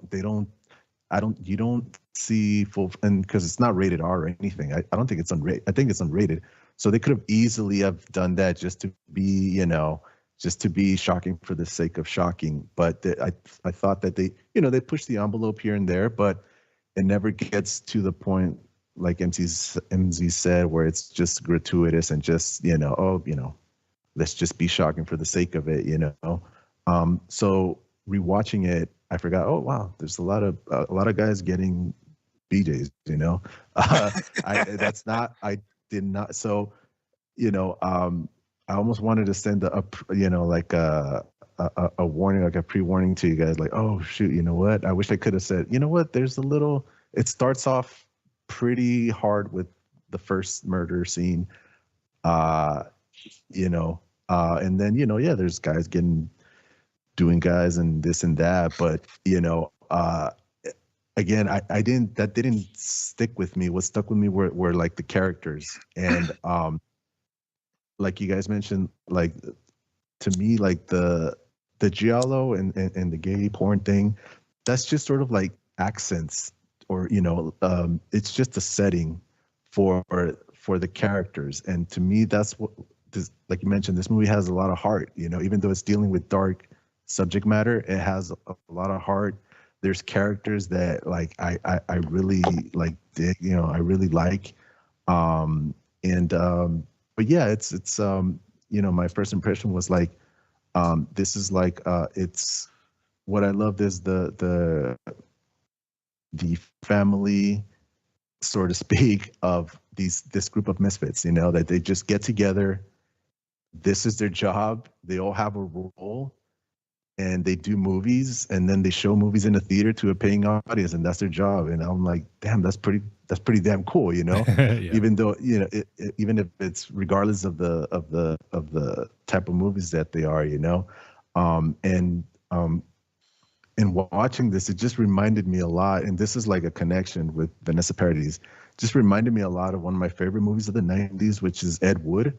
Like, because what I like about Ed Wood is that crew, that group of people that they just make movies however the hell they can, but they're also friends, and they hang out, they go to bars, they there's a real like camaraderie and like a really like a tight-knit family kind of thing. And this movie reminded me a lot of that. And, you have Johnny Depp with his crew and Ed Wood, and then you have Vanessa Paradis, the director, with her crew. Completely different, movies that they make. But I don't know, it just reminded me a lot of that. And also like, I don't know if you guys have seen E.F. Contentment's review on Facebook, but he mentioned another movie that I thought of, that reminded me a lot of this, which was Cruising, with Al Pacino, with William Friedkin's Cruising. So this is really like Ed Wood meets Cruising, and I believe I saw Cruising after this. So, but in seeing this movie again, I saw it last night. It just kind of reminded me of those two movies, and but yeah, again, it's the characters that stuck with me, and less so the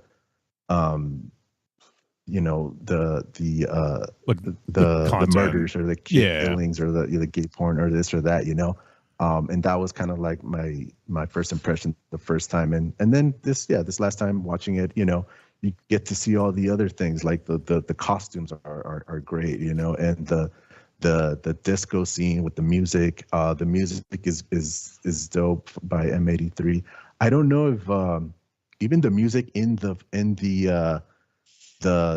movie Homicidal, during the that's another thing. Okay, you know how they called it? They called the movie, the working title was Anal Fury, right? Yeah. And then I'm gonna change it to I'm gonna change it to Homicidal. But I don't you think it should be like Homicidal should be the series of films, and so it should be like Homicidal : Anal Fury, or and then have another colon's funny that you put that there. Oh well, yeah. So it works. It works like that, You use a semicolon. But I completely forgot about the names of the movies. So watching it last night was just cracking up, and this movie also shows sort of like the sense of humor of those movies themselves. They're not like super dark, like straight, like not straight, but hardcore, like porno. They have, you know what I mean? There's a comedic. They're done in a kind of a comedic way, because even Lois, the editor, she's kind of like laughing out loud when she's editing the movie, and she's like, "Oh, Ann, you're crazy," because she's just laughing at the ridiculousness of the scene, even in some scenes, which is I think right straight out of like a kind of a homage to The Ripper, right, when they're in the interrogation room, and the guy, I think it's Jose El Hombre, He puts his foot in between. Yes. the legs. I was thinking exactly that same thing from New York Ripper. Yeah. So from New York Ripper, that's a very unsettling scene. You know, when you're like, you like, you know, when he's doing that, and it's the same kind of, it's the same kind of unsettled, you know, feeling that I get watching this scene too. But these movies are like, you can also kind of like laugh at the ridiculousness of these movies themselves, you know. And I like that. There is sense of humor here and there, along with the dark subject matter that it has. I just want to go on an off tangent here. The guy who is doing the guy who in New York Ripper, who is, I think it's the guy who's saying Morales got silver toes, or it's either him or his friend. You know, he's the one who keeps on, you know, the camera's really close up on his face, and he's like, you know, that guy that I'm talking about. Yes. Imagine my surprise to find out that he is in Stripes. Oh, wow. Really? Yeah. He's the one who wears the red bandana in Stripes. That's him. Wow. I couldn't believe it.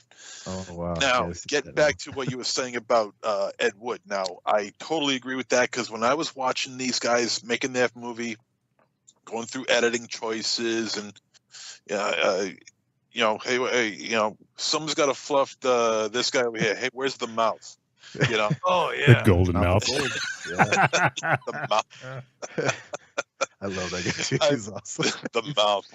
Hey, if you're going to have a nickname. I totally caught on to that camaraderie that you were talking about before with Ed Wood. These, you know, they're just trying to make a movie, and they're good friends, and they go out everywhere, and they do whatever they can to make the movie. And it's just like Ed Wood, exactly like Ed Wood. Why hasn't Ed Wood been used for a fucking porn star name? It's true. Because it's already used. Yeah. He could be like Ed with like 3 O's. Or Ed 2 D's. Wood. He's got 2 D's? Yeah, in your mouth. Jeez, what the fuck? And 2 D's in your face, Wolfie. I mean, as far as that opening scene goes, that is brutality. Yes. Yeah. That is total brutality. It's not gory, but it is really violent. Yeah. And just I mean, you could almost feel that, the way you know, just the way the killing happened. It was just absolutely brutal. As far as the killer's mask goes, now, Wolfie, you mentioned that it was like a black leather mask, but it wasn't like the type of black leather mask that you would find in a porno movie. Right, or bondage one. It was completely different. It was completely separate. Yep. The style of this mask was completely separate to the tone of the film and to the subject matter of the film. It was completely different. Now, you would expect it to kind of match up, but it doesn't. And I think that was a smart move, you know, because it could be because it kind of gives you the idea that this is some sort of an outsider. That if they wanted to get somebody if they wanted a black leather mask, they could just gotten one out of props. But I really dug the way the killer looked. It was a cool, you know, sleek look. Yeah, with the hair too. Yeah. Yeah. Oh yeah, with the curly wig. Really Yeah. Yeah. The hair really sold it, because that guy had a full mop of the hair. Just And you can see the teeth and the eyes in the mask. So, and you can see his teeth kind of like grinding when he was mad, you know. So that really stuck out as well. But it also wasn't. I was just gonna say, how about the cop who's got? I'm trying to figure out which one with the one eye. Yeah, painted. I think it's a painted eye, right? In his other socket, I think he lost an eye and he just painted an eye. I think probably that's what it looked like. Sunken in. It's certainly not a prosthetic thing going on, or maybe it is. I don't know, but I'm looking at it. I'm watching. I'm like, Jesus, that's freaking me out. Yeah, Genuinely it was freaking me out. Yeah, I think he might. the casting in this movie is also really good. I gotta say, whoever the casting director was, like, they have all these actors that I've never seen before, but it has really good casting. In that scene with the cop, it's funny how, like, you see all these actors getting murdered and everything, and Anne gets upset and she's like, how come you're not doing anything? And of course the cop is like, oh, it's an ongoing investigation, and he's like, I recommend you tell your little friends to stay home and stay, don't go outside, Or I think she even tells her, don't make any movies for now or whatever, and it's basically like, this is not high priority, gay guys getting killed, and that kind of makes her want to, go out and do investigating herself. Mm-hmm. Yeah, I think I don't know, MZ, I think you had some interesting points there. And yeah, you guys talking about like the camaraderie between like this group of people, like I thought was really endearing, like there wasn't too much bickering or infighting. It's just like they were sort of in it together. Like it's like a crew on a fucking ship. Like, you're all together, you better like work together or it's not going to go well. So I really dug that aspect of things. And, you do get the sense that even though Anne is like, the producer, but you almost feel like there's a bit of like a kind of a matriarchal sort of like, part of her as well.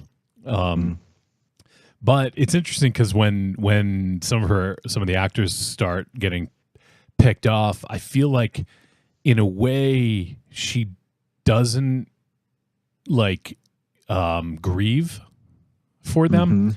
She's almost more interested in continuing to go on because it's like life becomes art for her. Like she's kind of inspired by what's happening and turns it into a movie. So, and that's where we get homicidal. But I thought that was interesting that, she was trying to sort of portray it in her work. And, part of it was she wanted to make a better movie, right? So that when Lois was editing it, she would think, oh, well, Anne sort of turned over a new leaf here or something like that. Maybe I should give her another shot. But I thought that was really interesting.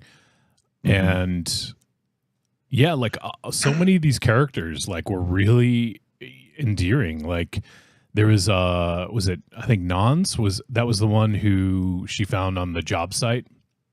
Oh, right. Yeah. Oh, yeah. And he's just like, yeah, sure, I'll do it, whatever. Yeah. He just becomes part of the crew. They go on a picnic and everything. Yeah. Like, It's stack films, really. Yeah, but sometimes there aren't a lot of girls around. Yeah, she kind of, I wonder why. Yeah. I don't think there's a straight character in this movie. I think the entire cast is gay or homosexual, at least on screen, or lesbian. Yeah. Or at least knows about the bisexual. cop. Yeah, the cop is the only one I can think of that. Oh, but yeah. There was that young cop that I don't know, but obviously the cop with the eye, he doesn't care about these people or anything. So he might be the only one. Of course, the cop, of course, but but that's the thing about this movie too. Is like everybody's that's the world that takes place in. So. And that's a good choice. That's a good choice. You don't want to get too many. You just don't want to have too many straight people coming into a cast like this, because the director has an obvious objective to keep you completely immersed in the world of gay porn and the homosexual freedoms that they had back then. So the director kept you completely immersed into this lifestyle. Yeah. And I think having that one character that was straight was pretty smart. Yeah, because how some movies, there could be a possibility where well, why is the gay killer the serial killer and everybody else is straight? You know, like Silence of the Lambs. I know it got like some flack because from like the gay community, because why does the killer have to be gay? You know, it brings a bad sort of like image on gay people. You know, but you know, I personally didn't see it that way, but I can understand if somebody's like, why are you showing us like this? You know, like we're the killers, you know. But this movie, it's like the protagonist, the antagonist, the hero, the bad guy, they're all gay. So it's an equal kind of opportunity thing where you can't really, that's not going to be an issue with this movie, you know. So that's, you know, one of the, I think like you mentioned, one of the smart things of just having like everybody, all the characters be gay. It's like, well, you know, they can all be good. Some can be bad, you know. Yeah.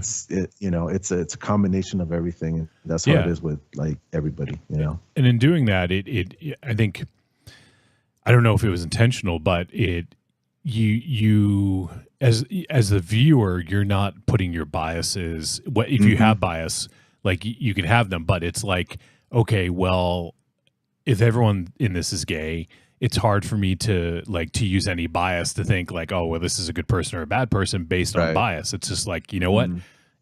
Everyone's gay, so you just take them at their face value, you know, because I'm sure that a lot of people that watch this will have some sort of bias and will feel a certain way while watching it. But, you know, if there was like a whole like host of like straight people who weren't getting killed and then the gay men were the ones that were getting killed, then it's just like, oh, well, the director's trying to say that gay people, you know, whatever. Right. Like, I feel like it was a smart choice because you just taking it for what it is. And in a way, it's normalizing it because it's like, yeah, like, of course, like everyone goes through the same kinds of things, right? Like, and in this case, by having it feature basically like almost an all like, I don't mean all gay cast because I don't know if the cast is gay, but the characters are, you know? Yeah. Yeah. So yeah, one thing, what else was I going to add about this? Let's see. Oh, okay. I remember. So this takes place in 1979, which I think is set in an interesting time. MZ, this is sort of like this would be nearing the height of like 42nd Street sleaze, right? It's like kind of on that apex. Would you say 42nd Street sleaze was like late 70s, early 80s? Yeah. That was the golden age of 42nd Street theaters. Would be somewhere between, say, 1977 and 1983. So, you know, that was an interesting time here for cinema. So, you know, obviously, you know, none of us have lived in France, or at least I don't think you have, Josh. But No.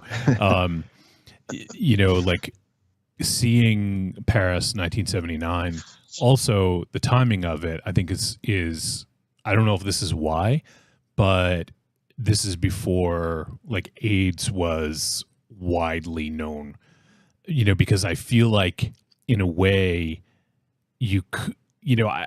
I don't know, but if this was made in the 80s, it probably would be have to be more of like an underground thing and not flaunting it as much because there was that was like a real scare for, you know, for a lot of people, but especially the gay community, you know, because you know, like it was politicized as a gay thing, even though it's not. Yes. Yeah. Yeah. That's, you know, we're not going to spoil the movie at all, right? So like, yeah. But I will just say that this movie, the very ending, past the initial credits, it has one of the most heartbreaking endings for me because it's not obvious what's happening, but you have a feeling that, oh, something real is about to happen. Like you mentioned, it's 1979. Something's about to like affect the whole world. All races, all sexual orientations, but it's like you mentioned, especially it's going to hit hard, the gay community, you know, and you can see it in the characters. But yeah, that ending, you know, that was like one of the most heartbreaking endings I've seen in a movie because it's subtle, but you kind of get it, you know, it kind of hits you. But the time period is like, and it says right in the beginning, you see it says Paris 1979, and it's there for a reason, you know. Yep. Yeah, I totally agree. I think that the time frame for this movie is spectacular, because I mean, not so much. I mean, yeah. I mean, here in the States, 42nd Street, but you also got Studio 54, right. which at the time was a haven for homosexual activity. You also got the height of disco that's going on with the Village People and YMCA, and that became huge. The San Francisco bathhouses that got closed down at some point in the early to mid 80s. They closed that down because of the AIDS scare that was going on, and the fact that this was taking place before the AIDS scare started. And they were wise not to exploit this. I mean, they very easily could have. I don't know how they would have wedged it into the story, but they very easily could have exploited the whole idea where AIDS became a real problem back in the late 70s, very early 80s, and I still remember the news breaking out about it. I still remember it to this day,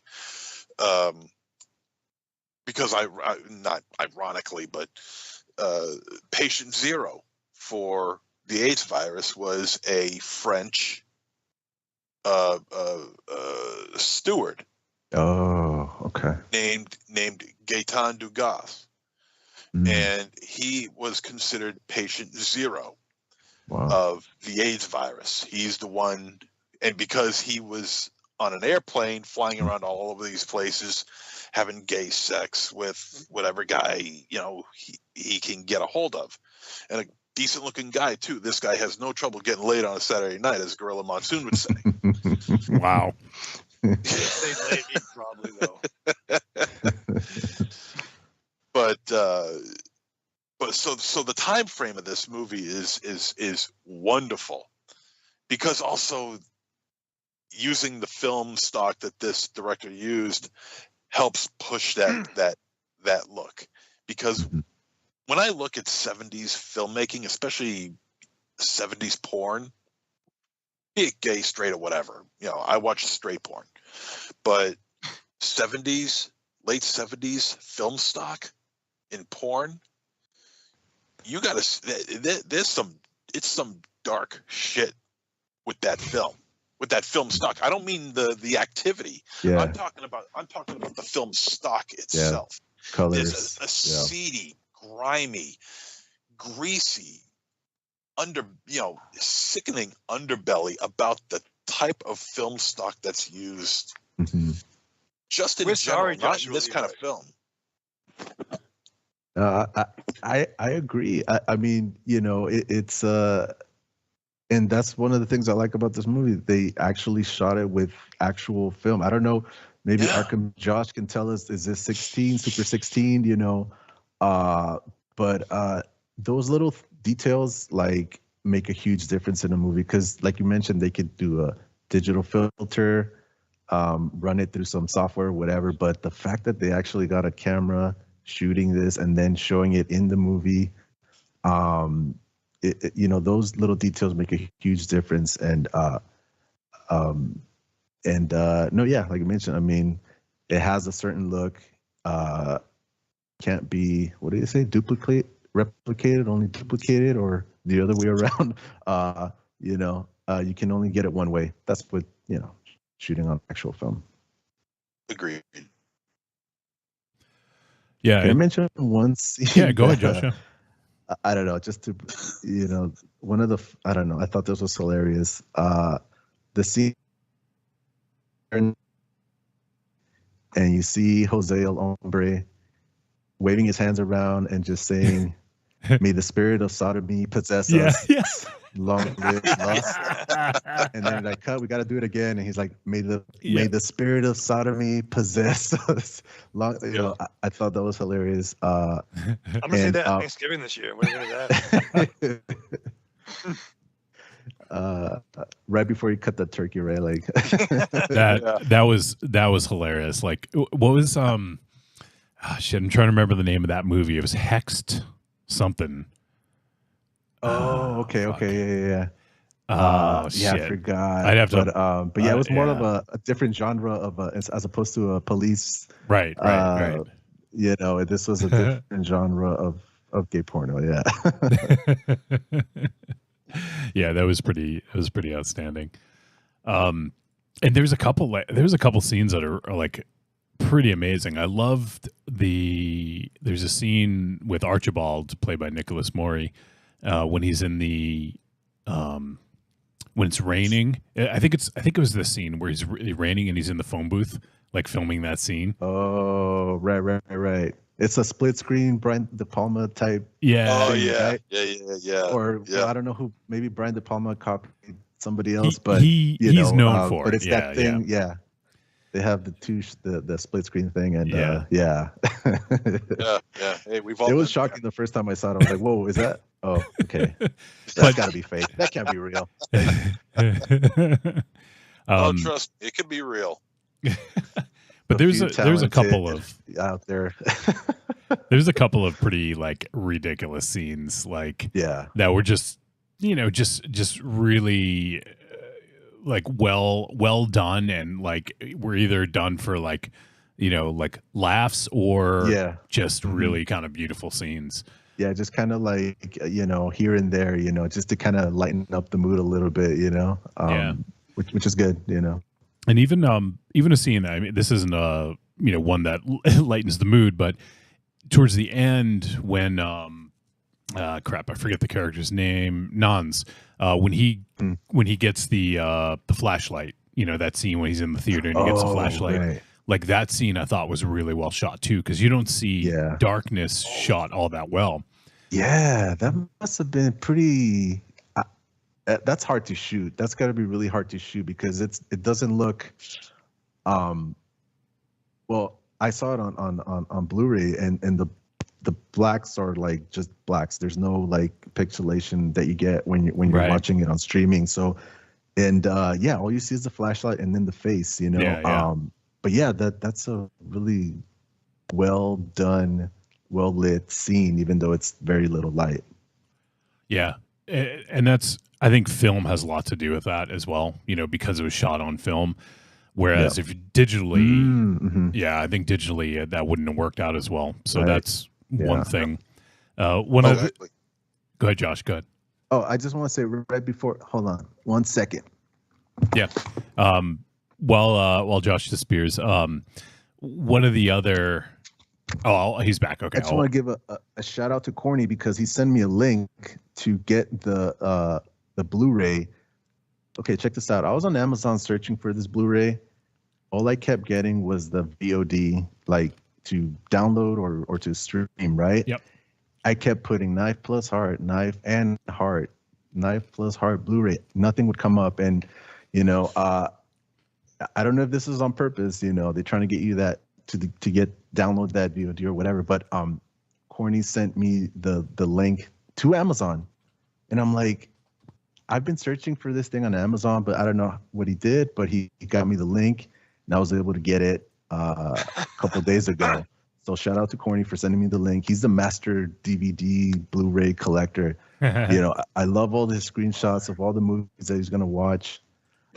He must have this giant library that I'm so jealous of. Like I wish I could see a picture of that librry.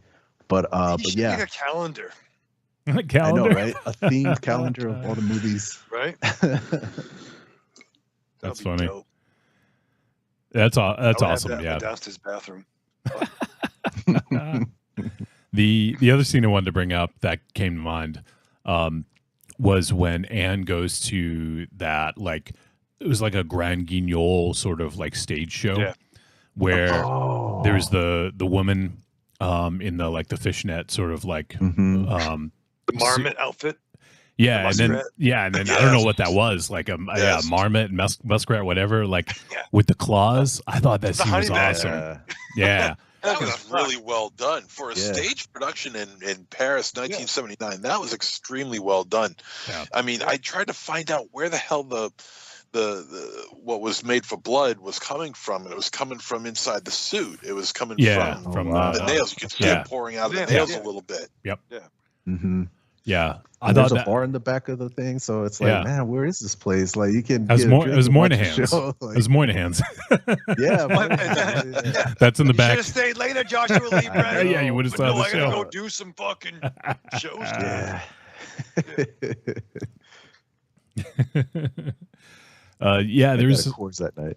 yeah, exactly. You got to order the right thing first. But I mean, there was a bunch of scenes. I mean, like I talked about the forest already. When she goes to visit that mother and the son, and they find out about the grackle, the bird. I thought like that lore was cool. Like just that whole idea. That could be a whole movie, you know, in itself. You know. Yeah, there's that, and then there's also when she goes to that cabin, like kind of in the woods, and she goes to like that grave side kind of towards the end, like that. I thought that whole bit was really awesome. And even the picnic scene when they're like slowly sort of panning across everybody. Yeah. Like, you know, and they're feeding grapes to each other and just like hanging out. Like Gold is there, you know, Yeah. Nons is there, everybody's there. Yeah. Just, The only not a complaint, but a critique I would have about this film, and it's standard for the most part in Giallo, is that it's really not much of a guessing game as to who the killer is. That's the only thing that I say about this, is that really? Yeah. Because I kind of caught on. Well, I mean, you can't know for a little while. I don't want to get too. Whoa. You no, mean of what? course not. You got to get all the clues, Scooby. But I once know, you do but get you all the didn't. clues, You didn't get all the clues until like almost like 2/3 of the way through. two-thirds of the way through is enough for me. I was able to figure. I wasn't certain. I wasn't certain, but I had a decent Kind of like idea. Aiden Caruso in the fucking NCIS Miami. I wasn't positive, but my mind was leaning towards this one character, and yeah. I mean, but that's true with Giallo, anyways, for the most part. I mean, I think at a certain point, it just becomes like obvious, but it takes a while to get there. So that's why I was a little surprised when you first said it. But I mean, yeah. I think they did a good job of kind of masking it, though, because it made you think it could have been like 2 or 3 other characters at first, I thought. True. But what also made it a good masking aspect of this film in not knowing who the killer is just the overall ambiance and what you're actually watching. You know, I mean, I don't want to keep harping on it, even though it is the truth, is that, you know, we're watching, you know, a bunch of shit going down on a gay porn set, you know? So a lot of us, I'm going to assume a lot of us are not particularly, you know, geared to watch gay porn or simulated gay porn, you know, and put into a very heavy situation as it is in this film. So that is kind of like that kind of like put up a barrier a little bit, you know. But once you start getting used to that idea, then your mind can start wandering towards different areas, like, all right, who's the killer? What's happening here? What's happening there? You know, that sort of thing. Yeah, I agree. If that makes any sense. Yeah, no, definitely. Oh, yeah, I had forgotten who the killer was from the first time I saw it to this time, because like you mentioned, you kind of get lost in the atmosphere of the movie. You're like, you're hanging out, you're with these characters at a bar, then there's a picnic, and then it's like, oh yeah, there's still a killer out there. And but yeah, I had forgotten who the exact person was. But like you mentioned, it's the whole setting, you kind of get lost in it, and you know, sometimes, finding out who the killer is, it was very matter of fact in the movie. It's almost like an epilogue. It's almost like, well, here's what happened with this. And then they go step by step, almost to say, well, this was does it even matter, who it was, it was just, it wasn't like a big crescendo type of reveal, it's just like, oh, this guy, da da da da, and that's that story, but yeah, it's the whole setting. You kind of forget about, oh yeah, there's a guy out there killing, people. It's so funny. I was watching the movie, and it's a scene where I'm watching a scene where the three guys, and they're like standing up and they're in their underwear, like blue underwear, red underwear, yellow underwear. Yeah. And it's like a closed-in shot of just their crotches. And at that point, Stacy comes walking into the room watching and she's like, "What are you watching?" I'm said, "Well, I'm just watching a video of myself, Raven Shadow, and Johnny Wolfenstein's celebrating our 12th year anniversary of Trick or Treat Radio." It's a Patreon exclusive request that we had to do. Special request. That's awesome. We need to recreate that. No, nobody wants to see that. That'd be awesome. When's her birthday? Here's I just want to read one, like a couple lines from a review, and let's see, it's Katie Reif of the AV Club, and she says she called it an unabashedly queer tribute to the sleazier side of giallo cinema. Jan Gonzalez seems to want us to admire the sex and violence rather than be aroused or frightened by them, a distinction that makes this perverse little thriller more of an intellectual pleasure than a prurient one. Still, maybe don't watch it with your mom. Yeah. It's one of those ones, yeah, like, when you watch a movie and like you pause it, like, and someone walks in the room or something, like at the exact wrong time or something, like, this is definitely one of those movies. Like, it's questions are going to be asked. Yeah. Sometimes you wait till they fucking leave the house. You know what I mean? Like, have the respect. You know what I mean? Yeah. Like, you want to go to the grocery store? No, I'll help you fucking take it in when you come back.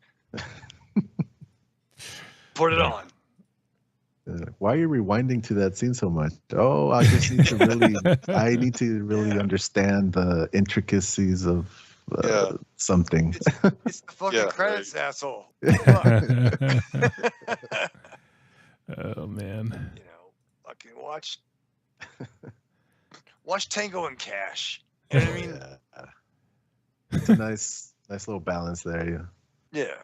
How about the X-rated parody of Tango and Cash?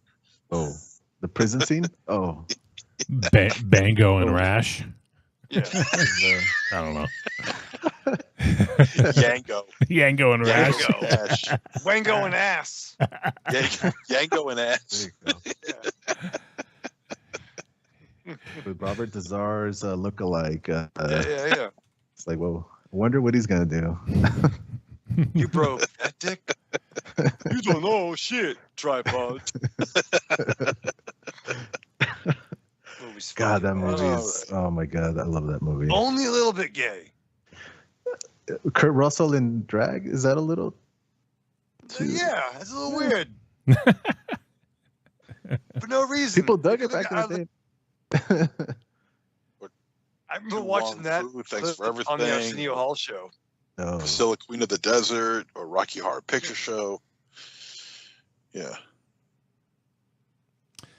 Well, I feel like there's still a lot more we could say about this, but we do have to wrap up so we can get to the other film. Do you guys have anything else that comes to mind that we haven't discussed yet? Nope. Raven Shadow or Josh? No, I'll save for my denouement. Okay. All right, then. So let's get it queued up here. All right, let's do the verdict. Trick or treat, baby. I wonder if people would say you're a trick or a treat. Trick or treat, motherfucker. All right, it is verdict time. We're going to let you know whether Knife+Heart is a trick or a treat, and any final thoughts we may have. Let's start with Monster Zero. Everybody is really likable in this movie. I mean, even with Anna. Is that her name? Anna? Anne. Anne. Who is, you know, she's under desperation of getting back with her girlfriend, even though her girlfriend basically really doesn't want to have anything to do with her, except even on a professional level. And even then, she wants that to come to a close. But you feel for her, you know. I mean, she's heartbroken. She's desperate, and in the throes of her heart being broken, there's a serial killer running loose on a porn set that she is producing and filming. So the story really is quite simple. The giallo background is really on point here. It's really well done. I can't believe I've never heard of this movie until just now, because I think the giallo style that they have set here is great. And I was just floored with how it looked. And the fact that this is shot on film just makes it even better. I mean, we could talk about we could go back to talking about the nostalgia value of you know, fan service versus art, and whether or not the fan service of using film overrides the art. And I think here not only it doesn't override it, it helps it, and it helps it immensely. So anybody who's interested in film making, not movie making, but film making, working with actual celluloid, is going to have a real treat here. And that's what I say. This is a treat. This is a big treat. And I wish I knew about this film sooner. The kills are good. There's some violent scenes in here that are really neat. It does take place on a porn set, but it's not gratuitous. A gay porn set, but it's not gratuitous. There is a lot of heavy petting. There is a lot of kissing going on, a ton of kissing going on here. But again, it's not gratuitous. They could very easily have gone that route, easily, but it doesn't. And it's directed with a lot of care and attention, and it's a fantastic movie. I might want to see it again. I definitely want to see it again, in fact. And it's you know, I don't know how much longer it's going to be on Tubi for, but I'm going to check it out again. So yeah, this is a big time treat. It's on Tubi? Yeah, that was on Shudder. I don't know if it's on Shudder. I saw it on Tubi. Oh, all right. Well, there you go. Could have watched it on Shudder. Like commercials, will save the commercials. Yeah. Well, fuck you. Fuck me. All right. Commercials are bathroom breaks, you know. That's right. That's right. MZ loves his bathroom breaks. You have no idea. No, I'm a prolific pisser, so like I appreciate the commercials here and there. That's why Tubi is my number one streaming app. That's my go-to. You know, free commercials. All right, no problem. All right, Michael Raven Shadow, let's hear your verdict. So I mean, like, if you told me this movie was made for 2018, I would think you're a liar, because I think the film quality is dope and definitely sets the mood.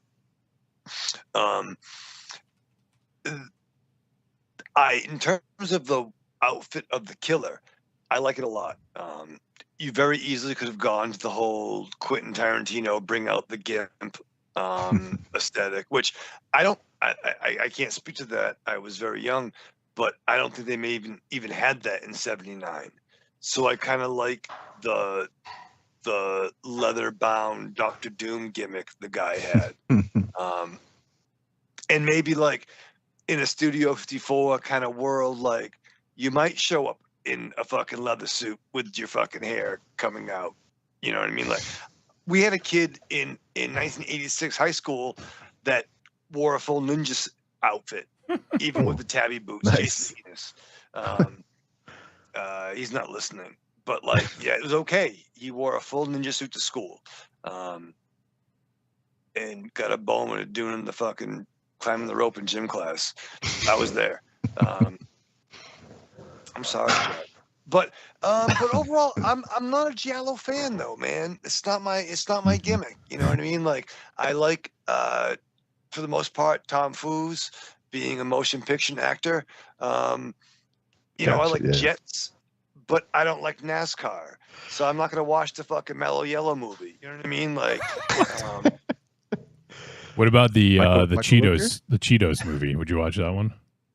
yeah, if just the cheetah fucking drove fucking against, put him in the new Fast and Furious franchise. It's a movie I'll see, but yeah, no, but I will say this though, legit, this is an important movie, 100%. I think it's cool that it takes this fucking scene into this world, and I do agree, it wasn't, was it, homoerotic? Yeah, it was. But I'm also a wrestling fan, so what the fuck? Well, I mean, what gave it away? The gay porn? Like, yeah, I mean, like, honey, what's this about? Where are the fluffers? That's not what I was expecting. But no, I think this really was a dope, really important picture. I said I'm not the target demo, but I'm glad it exists. So for me, I will say it's barely a trick, but it's after all that for you. It's going to be dope for you. It's not my gimmick, but check it out. What's not your gimmick? It's not my gimmick. Because the Giallo, was that? Not a big Giallo fan, man. What are you a bigger fan of, gay porn or Giallo? I don't know. There's always room for Giallo, MZ. Yeah. And you better make room for gay porn. I guess you have to. All right. Josh, I mean, I think we know, but let's make it official. Yeah, no, this is a treat. Like I mentioned when I saw this, I just on the surface level, I think this movie just looks cool. It sounds cool. Even though this is before my time, but to me I'm not also a big Giallo fan. Like, I enjoy them, but I wouldn't call myself like a expert or like, I know everything about Giallos. Like, I'm new to Giallos, like probably like Giallo or Giallo movies. Giallo movies. Say it. I'm new to them. I've just started watching probably, I don't know, since I started listening to Trick or Treat Radio and outside the cinema. You guys are the ones that put me up on these movies from the 70s. So I wouldn't say I'm also like the biggest or like biggest fan or an expert or connoisseur or anything, but I enjoyed the Giallo aspects in the movie, but it's like I mentioned, it's just a part of the movie. It's not the whole movie. Does not hinge on the Giallo or the gay porn thing. Those are just like stylistic and maybe setting choices. To me, it's the characters, the performances, and even like I said, it's a dark subject matter, but it has a lot of heart. It's, to me, it was Ed Wood meets cruising. This is a movie that I can see again. That's why I bought the Blu-ray. I can't wait to dig in through the bonus features. I think they have one of the actual movies, one of the porno movies in this as a bonus feature. I think because the title is the same. It's the Out in the Woods movie. I forgot what it was called. I saw the title. I don't know if that's the actual movie, but I'll find out. I'll let you guys know. Later. That's like the important. That's like the important one. Yeah. I just want to see that 16 millimeter footage. Doesn't. No, but treat. just a warning. I wish I could have warned you guys before. Yeah, there's dudes on dudes and this and that. But dudes on dudes. No, that's fine. Yeah, I honestly like it doesn't bother me. But I feel like maybe this is what maybe how when gay people watch like a straight sex movie, yeah, Eyes Wide Shut. They're probably watching Eyes Wide Shut and like, oh my god, I can't stand this shit, or like Tom Cruise is lying. Yeah. Fidelio. Yeah, so maybe this is how they feel when they watch all these other movies for the past 100 years, So, but yeah, again, characters, that's what sold me on the movie, and obviously the style, the look, the sound. Yeah, it's all good. All right, cool. So I'll go ahead and give mine, and then we'll wrap this up. I thought this movie was awesome. I really loved it, and it's a perfect confluence of events. It's style and substance. It's I wouldn't even call it a giallo. Like, honestly, it just has some of that influence. I wouldn't necessarily call it that, because for me, most giallo films are style over substance.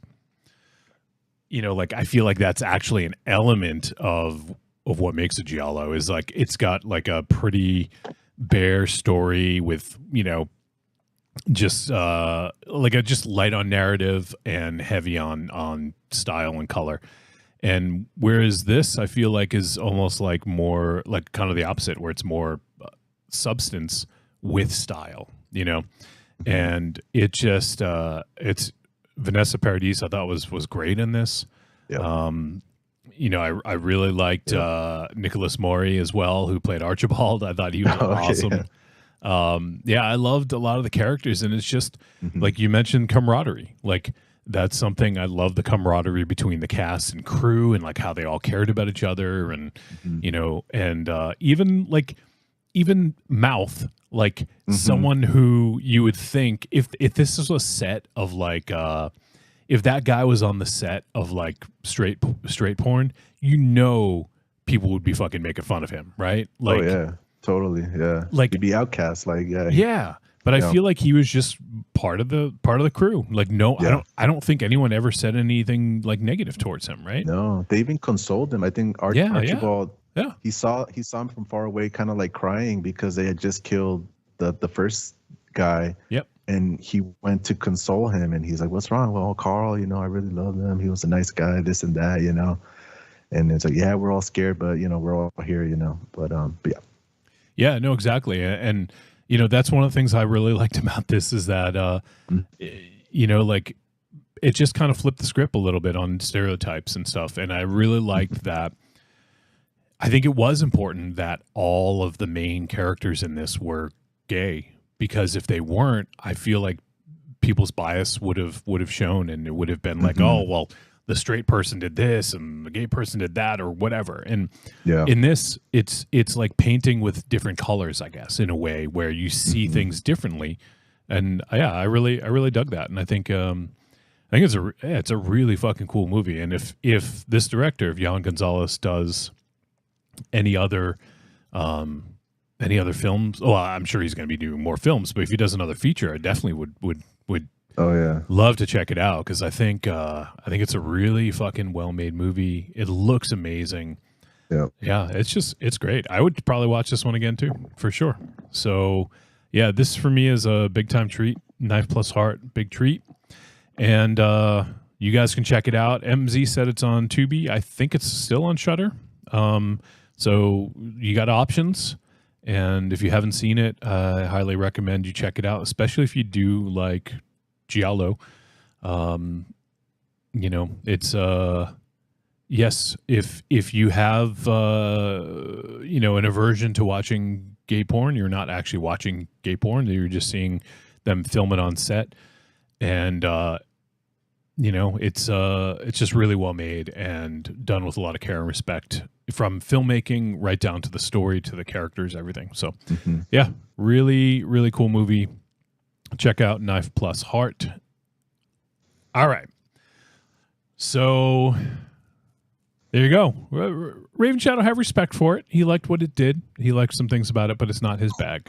So 100%. Like, no, and it's fucking dope. And like, I'm not gonna go through like list of characters I've liked over the years. It just overall, it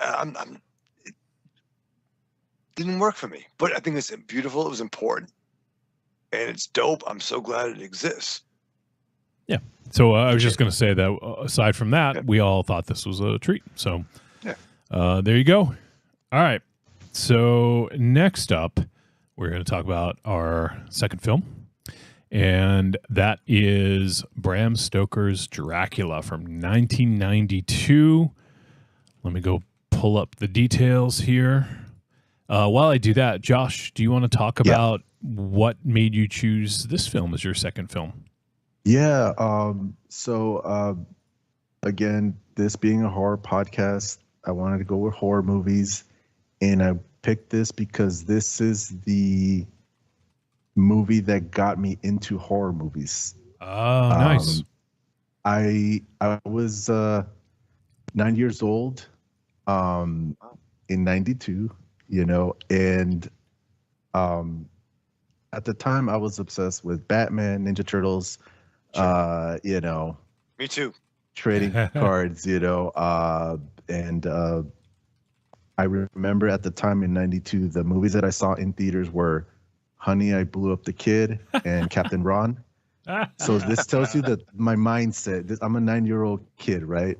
Okay. Somehow I see a trailer for this movie, and I see the image of Dracula, the old looking Dracula with the hair, the buns and the red satin robe. And I thought, that doesn't look like the Dracula that I know. And granted, I had not seen a Dracula movie before, but from seeing Dracula in cartoons and skits and commercials and this and that, it just, in my head, it's like the Bela Lugosi. That was the slick black hair, black cap. That's what I thought Dracula was, So I'm seeing this image and I'm like, Dracula? That's Dracula? Oh, okay. So for some reason, I got hyped to see this. And I was counting down, the first time I was counting down to the release of it. And, I was just asking my mom to take me. And so she took me and my brother, who was 7 years old. I was 9. And this got me into horror movies. And this is when I would ask my mom to go rent horror movies at the video store for me.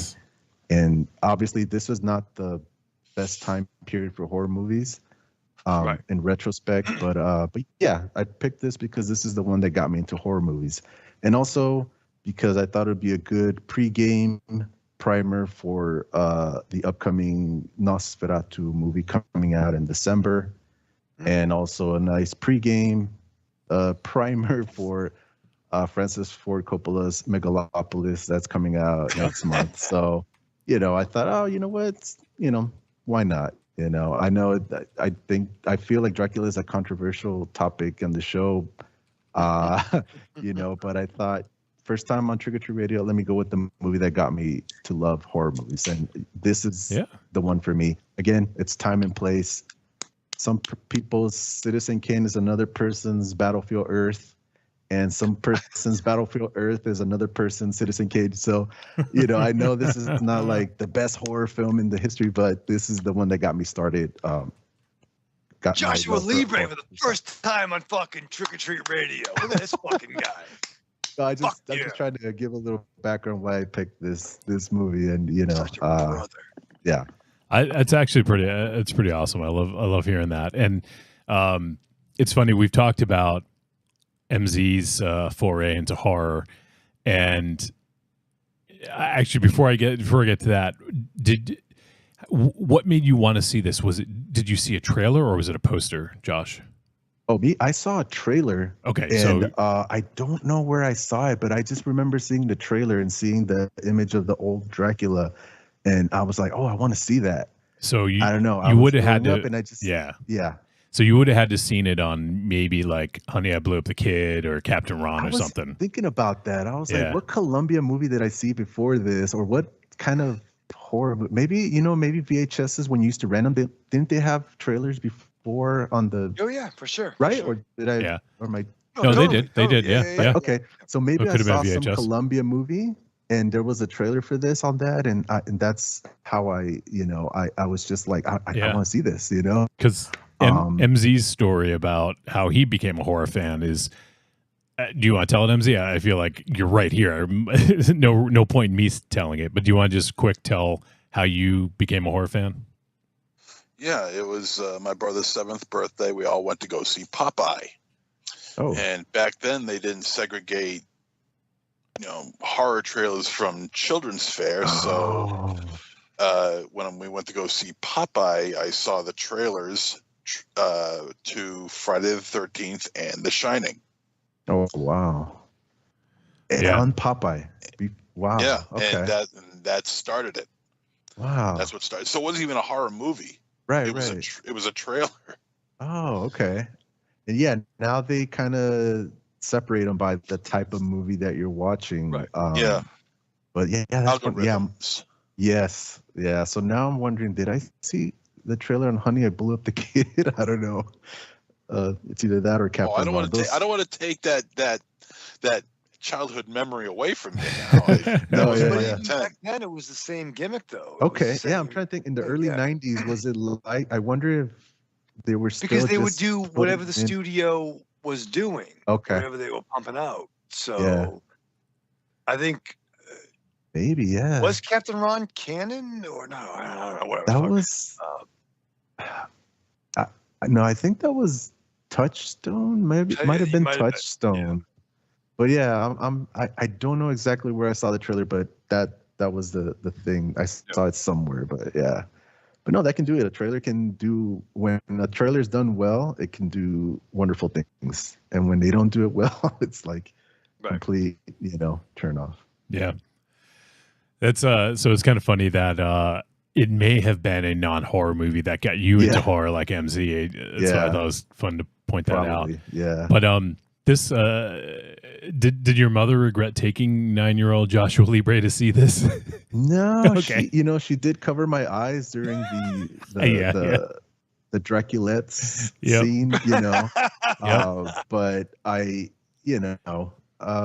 she would cover my eyes during George Michael videos, so I was just used to it, all the time. So she was like, that was the one she can see, like, I could see bloodshed, but just don't watch any boobs or whatever, That's funny. But no, she didn't regret it. I don't think so. Okay, good.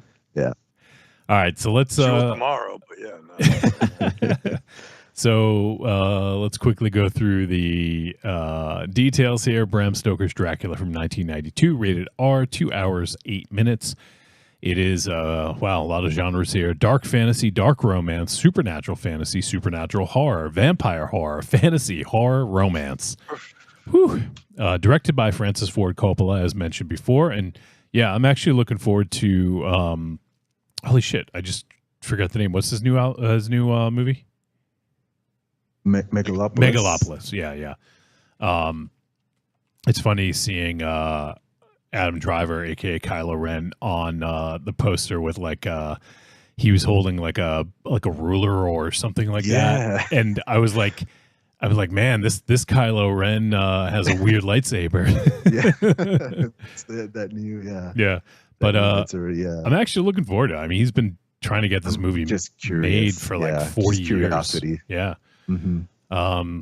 And the film was written by James V. Hart, based on the book by, of course, Bram Stoker. And the film stars so many people, but I'll try to go through them all quickly. Gary Oldman, Winona Ryder, Anthony Hopkins, Keanu Reeves, Richard E. Grant, Cary Elwes, Billy Campbell, Sadie Frost, Tom Waits, Monica Bellucci, and I guess we'll stop there. The synopsis of this film: the centuries-old vampire Count Dracula comes to England to seduce his barrister Jonathan Harker's fiancée Mina Murray and inflict havoc in the foreign land. All right, so let's first impressions. MZ, had you seen this before? And if not, first impression, or if you had, what was your impression this time around? Okay, well, you guys have been handed a rather unique opportunity because I have never seen this movie before. I have deliberately avoided it. For 32 years, I have had absolutely zero interest in seeing this movie. Because, well, two reasons, and they're both roughly of the same reason. Keanu Reeves and Winona Ryder. You know, well, I mean, look, Keanu Reeves, man, I mean, you see him in the Bill and Ted films, and then you see him with this, you know, throwing on this English accent, you know, being all proper and gentlemanly. And yes, I understand he's an actor, and yes, I understand that that's his job. And I also understand that, you know, you knew he was more than capable of doing more than just playing Bill or Ted. Whichever one he is. It's late. I'm tired. But I'm like, look, I get it. He's an actor, but there's no way he's pulling this off. And the same thing goes with Winona Ryder, who I just can't stomach to begin with. But I knew of the heavy effects that were going into this movie. You know, it was huge write-ups in Fangoria. And I've read the articles, and impressive as they are, I haven't seen a single frame of this movie before, ever. Not even in passing. I don't recall ever seeing this movie ever. So anyway,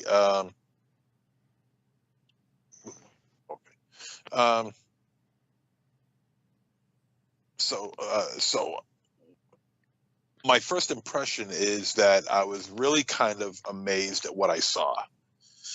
As a matter of fact, I have a picture of myself, because as I'm watching this, I realized that I've had the same kind of expression on my face the entire time that I'm watching this, and I took a picture of it, and I'll show it to you later as I'm talking about the film. But anyway, that's my first impression right now, is that I felt that the casting, particularly of Ryder and Reeves, was miscast. Wrong. Yeah, I think it was severely miscast. Well, that's that's my first impression as of right now. All right. We'll probably talk about it a little bit more, but that was like one of the biggest complaints about this movie when it came out, was the Keanu Reeves being miscast. So that is, you're definitely not alone in thinking that. So, Raven Chow, you got incontinence problems? What's going on? No. Ollie's been running around a little bit. I was trying to get him to not be loud. I haven't heard him once tonight, I don't think. Yeah. Because I'm being proactive, because Josh is on. Yeah, but that means you keep leaving while Josh is on. I'm here now. Yes, you are. Yeah, until the next time you leave, which will probably be the 5th or 6th time. I was just about to go to you too when you walked away, but what's your first? I'm a professional. What's your first? Oh shit! You know what? I'm sorry. I got to cut in and say this. Yep. Raven Shadow, congratulations on getting your old glasses back. Thank you. Oh shit! I didn't realize. Oh my god! I just realized that. Nice.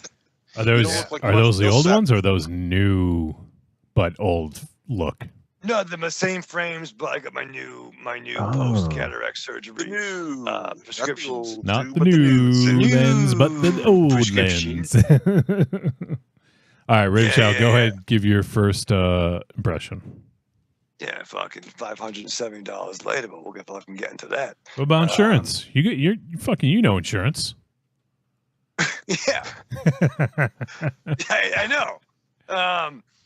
But no, so my first impression was when I was 15 years old, right? When I saw this. Sure. Or if you rewatched it, you can give your rewatch impression.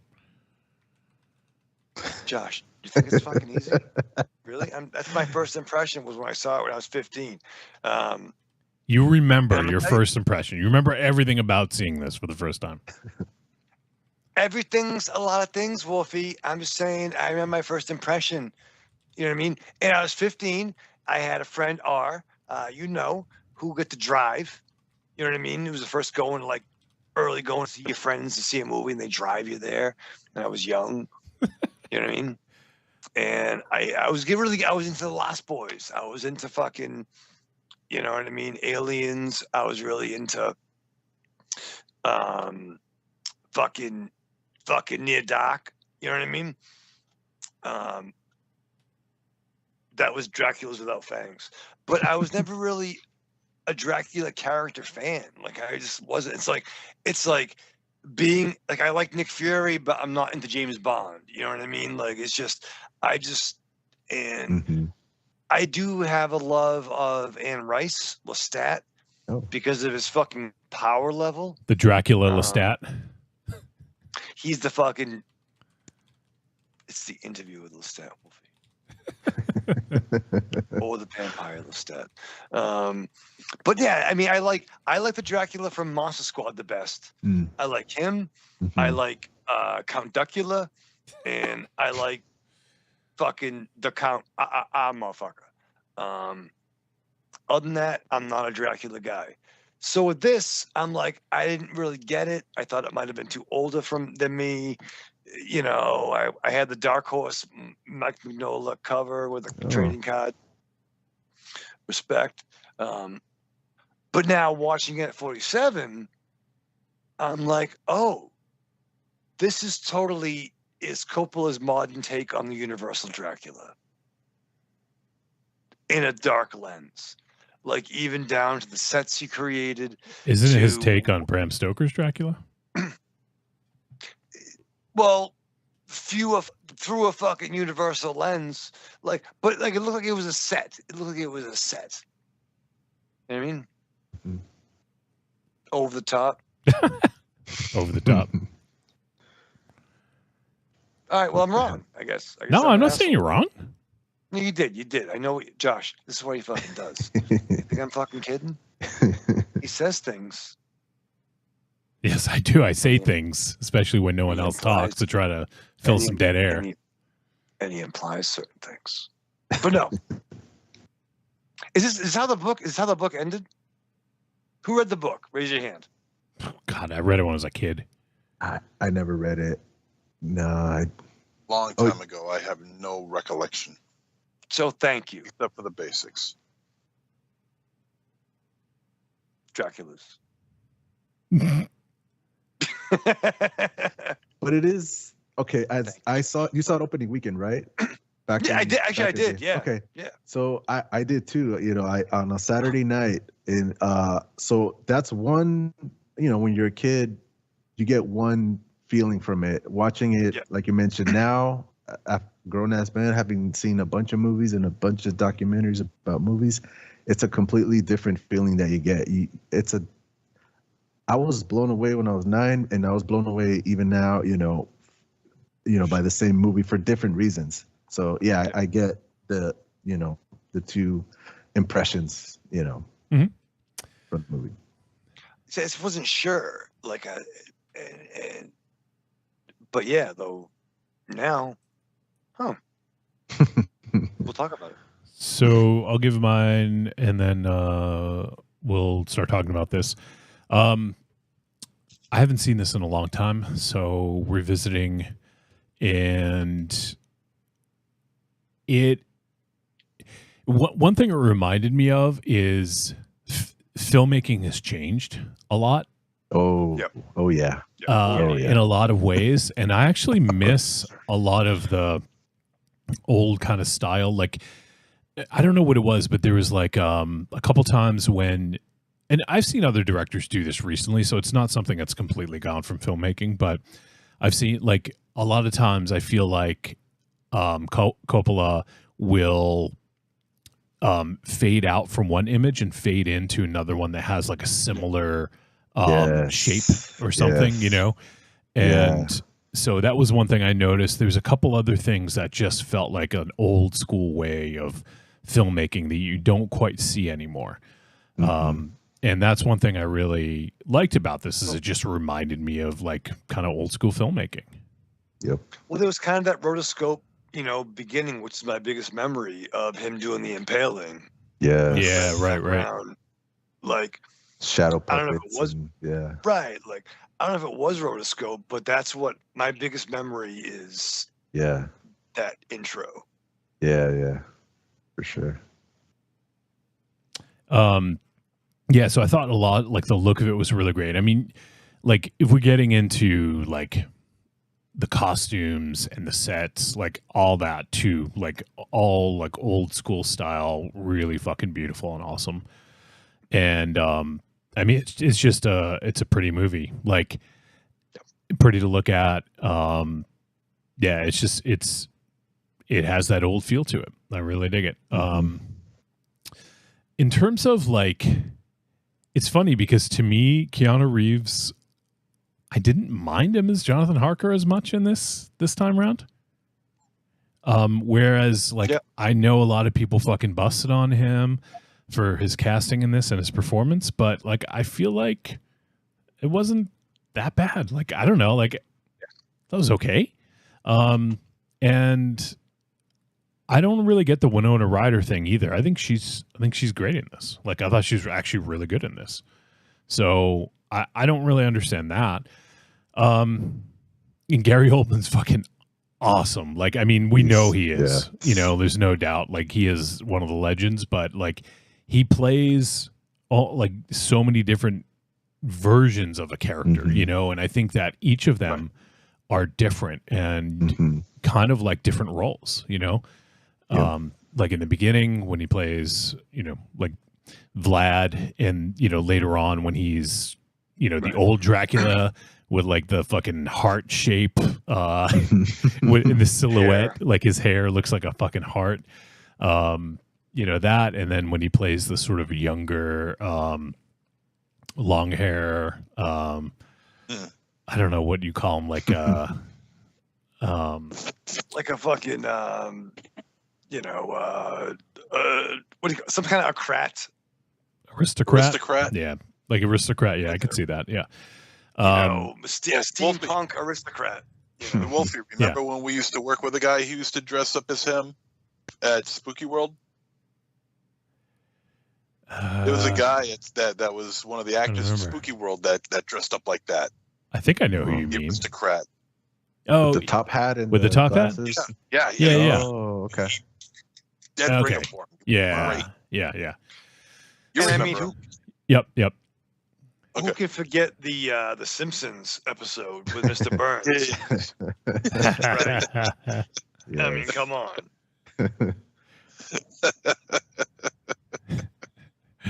Like that entered pop culture really quickly, right? Like, yeah.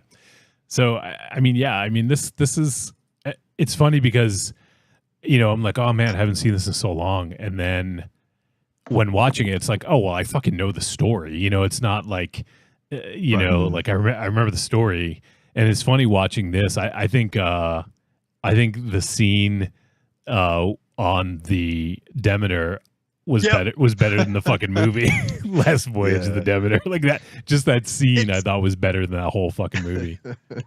It's so funny when Mary and I were watching it, because we'd both seen it before.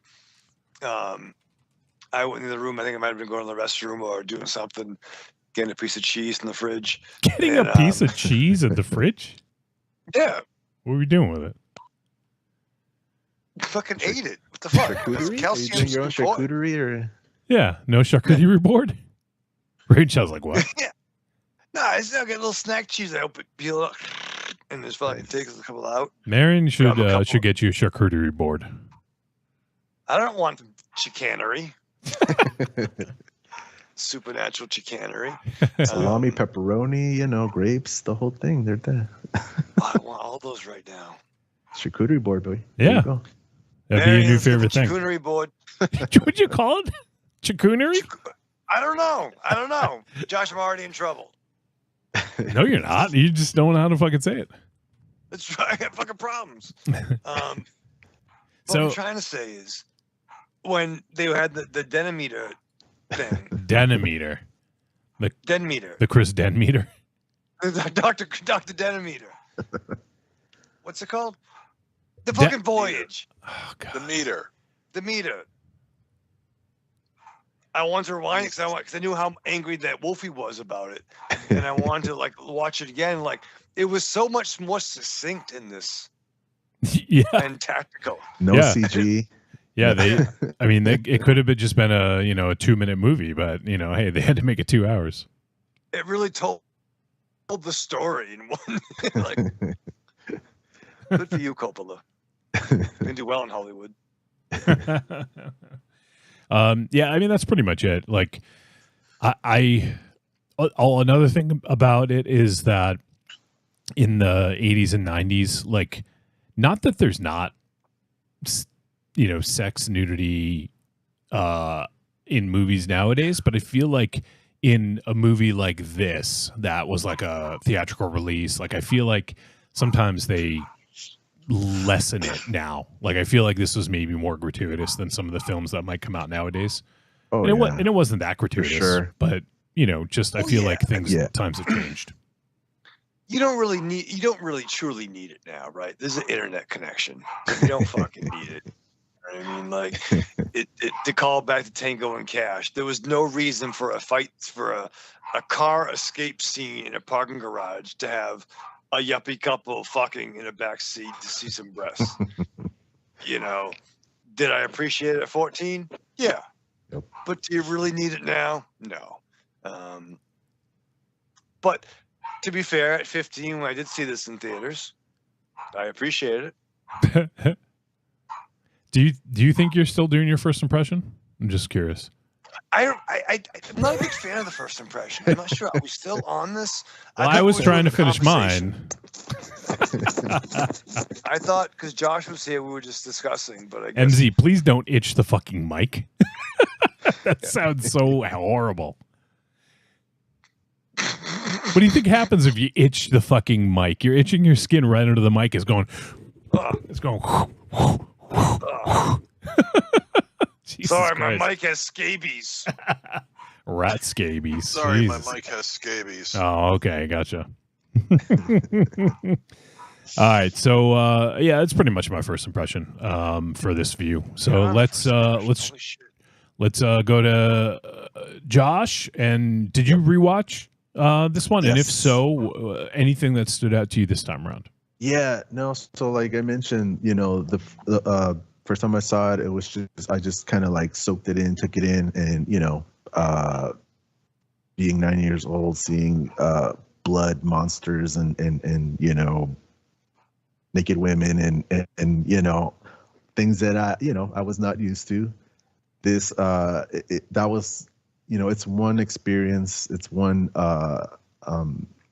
feeling, one type of appreciation. But watching it this time, yeah, it's just the craftsmanship of the whole movie that it just that kind of blows me away, and like you mentioned, movies are not made like this anymore. Yeah. And it seems like Coppola just pulled.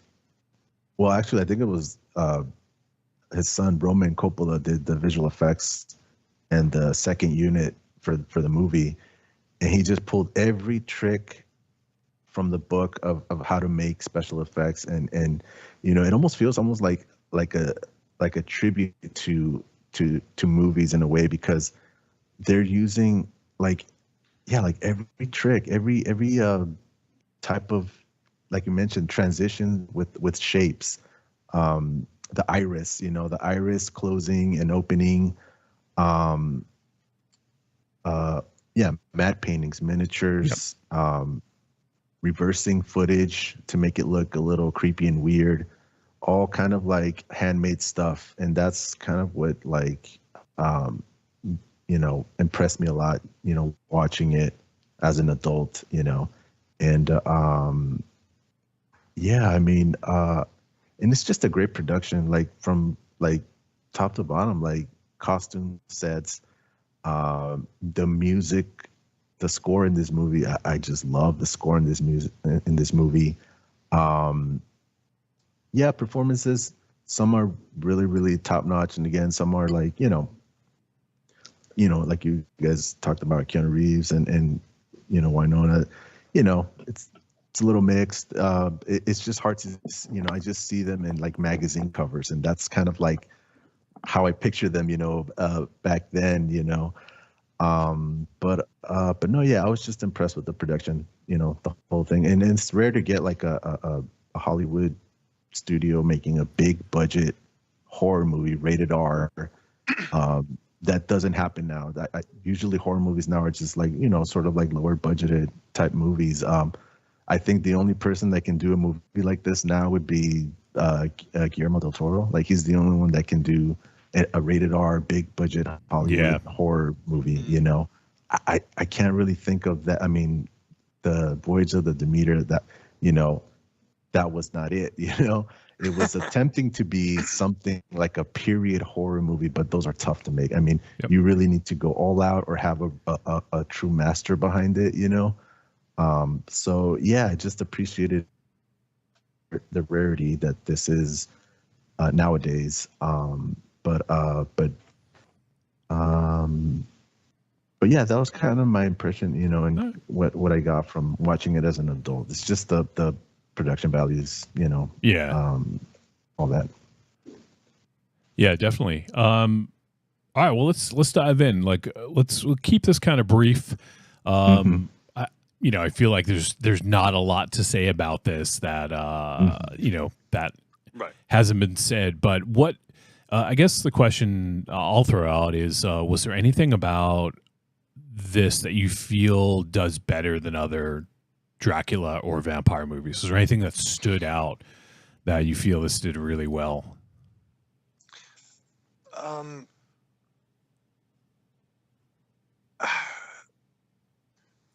The scope of the film is huge.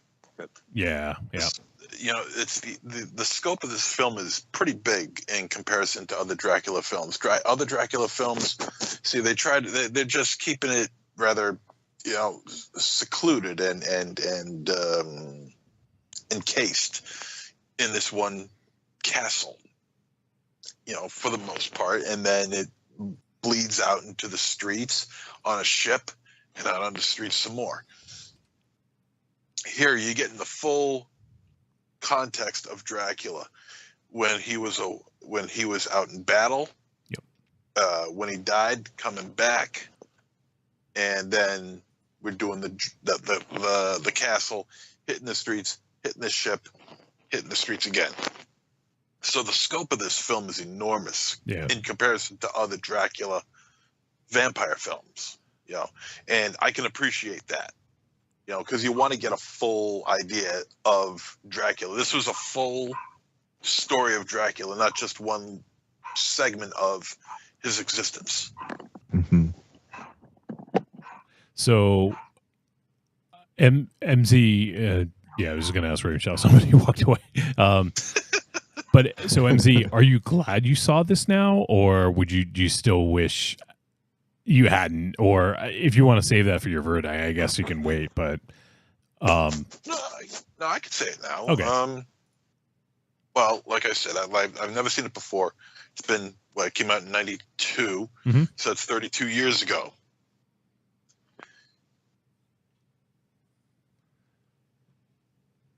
If I waited another 32 years, I would have been satisfied.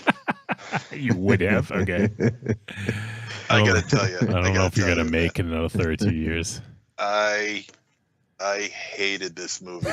I hated this movie. Oh my God. The pretentious attitude that this movie carries, and the stylized choices that Coppola brings as far as bringing a style to this movie is concerned, and forwarding the story with silly camera tricks and matching dissolves, like they do a close up of a bite on the neck on I think it was Lisa, the redhead. Lucy, yes. Lucy, and then it closes in just far enough for a pair of wolf eyes to peek out through the I'm like, are you fucking kidding me? And double exposures and triple exposures. Yes. And it feels like a set. The entire movie felt like a set. This felt like it was a stage production. There was a scene in which I think it was Harker walking up a tall flight of steps. I think it was Harker. I might be wrong. Walking up a tall flight of steps, and here comes Anthony Hopkins' character coming up around the corner, meeting him at the top of the steps, and it just felt so blocked and so like on cue. Okay, you enter the frame when he hits this step. It just came across like that. It just was just timed in such a way that it just, I was just like blown away by just the sheer audacity that what Coppola thinks he's making here is good. It's not good. And let me show you. Like I said, I took a picture of myself because I realized this is what I did. I realized I was staring at the TV with this look on my face. I just realized it. And then I'm like, okay, I'm just going to grab my phone, get it ready. Okay, then I'll take a picture. This is the picture that I took. Okay, you ready? We can see it. Of what I was watching. All right. And bear in mind, at this point, this was about maybe 15, 17 minutes in after that opening scene with the war going on, which, by the way, I will say was good. That was well done. Mm-hmm. Okay, this is the look I had on my face. That's not performative at all. No, it's not performative. That's Holy I shit. realized I was looking at my TV like that for Are you who knows naked? how long. Are you naked? Am I naked? Yeah. I got a shirt. I don't have a shirt on. You automatically assume I'm naked. Well, I mean, that's all we could see. So You're just perplexed by what Yeah. you're watching. You're like, I was. You're like, what? The score is fantastic. Yep. Okay. Really well done. Really well done. The special effects, costume effects, I mean, prosthetics and things, excellent work. Very good work. The computer imagery work, that was hard to deal with. It was 92 though, bro. It was, look, Terminator 2 came out a year prior to that, and I thought the effects sucked in that. Okay. Well, I always thought the effects sucked in that movie. I always thought that. You and Stevie Wonder. Sound effects. What else?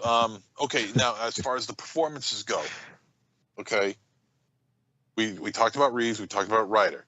They suck. Okay. Gary Oldman is better than this. He's good, not great, because he is always great. Always great. Here, he was good. So I got to say, he's better than this. The fact that he was able to portray the same character 4 or 5 different ways was excellent. Very good work. Very good work. Not great, because there are some moments of him hemming it up. Oh yeah. And yeah, okay, you agree. Oh yeah. And yeah, this is for when sure. this is when he's meeting up with Harker. I felt that he was really hamming it up there. Before, when he was battle-worn Dracula, he was good as that. Yeah. When he was the aristocrat Dracula, he was good in that. When he was the vampire bat, the wolf, I mean, just really good work. Yeah. Really good work. But this guy is better than really good. This guy is great, and you know it. We all know it. And the fact that this guy still hasn't got an Oscar yet it kills me. it's kind of crazy. I think It is. he won recently. I think he played Churchill. I think he played Winston Churchill, and he had the big, yeah. I think he did win, but I might be. Oh yeah, he did. You're right. You're or right. something. Yeah. But I think he just. But did he win as Churchill? It was Darkest Hour in 2018. Okay. Best Yeah, performance yeah. by an Okay, all actor right. in a leading My role. bad. Yep. But think about it. How long did it take? It did take a while. Yep. Come on, At dog. least 30 years. Yeah. City of Grace, fucking Oh, Sid yeah. and Nancy. Sid and Nancy? Fucking, the Leon, the Professional. Yeah. Hell, even True, True Romance. Romance. Like, right? Like, look at here. This white boy thing. Was it God damn it? What What is it? Hannibal. Hannibal. He was in Hannibal. Yeah. He was so creepy in Hannibal. Yeah. Just a genuinely awesome actor, but I feel like he This really catch gets supporting actor every year. But I feel like he was really good, not great in here. And Anthony Hopkins, I love Anthony Hopkins, but he's another one who was just hamming it up. I feel like He's having fun. I feel like he was miscast in this, honestly. He might have been coking it up, not giving a fuck. This is after Silence of the Lambs. He won an Best Actor, and he's like, I'm gonna be a supporting actor and do the, which is kind of crazy, but yeah. To be fair, he also called Michael Bay one of the best directors he ever worked with. Well, Google that. Because he didn't tell him what to do. He's just like, do whatever you want. Right. It's like, he's like, okay, but, I won't bother you. but I mean, just the trickery of camera work that he does here with the shutter speed and fast movements and the reversal of the negative, which was in Nosferatu. And that was to indicate that Harker was coming into a new world. No, he was entering into the world of phantoms. So in 1922, they reversed the negative to showcase that he was entering the world of phantoms. That was their idea of photography back then. And it was effective. And they did it here too. Not for that scene though. And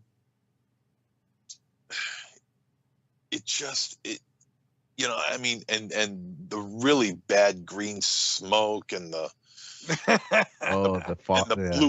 the blue lightning that came out of nowhere, and there's a scene where Mina, she's like talking or something, she's something, and then just at the top, like right here of the frame, is like Gary Oldman's character of Dracula looking down like this. Right. Yeah, his eyes or his face.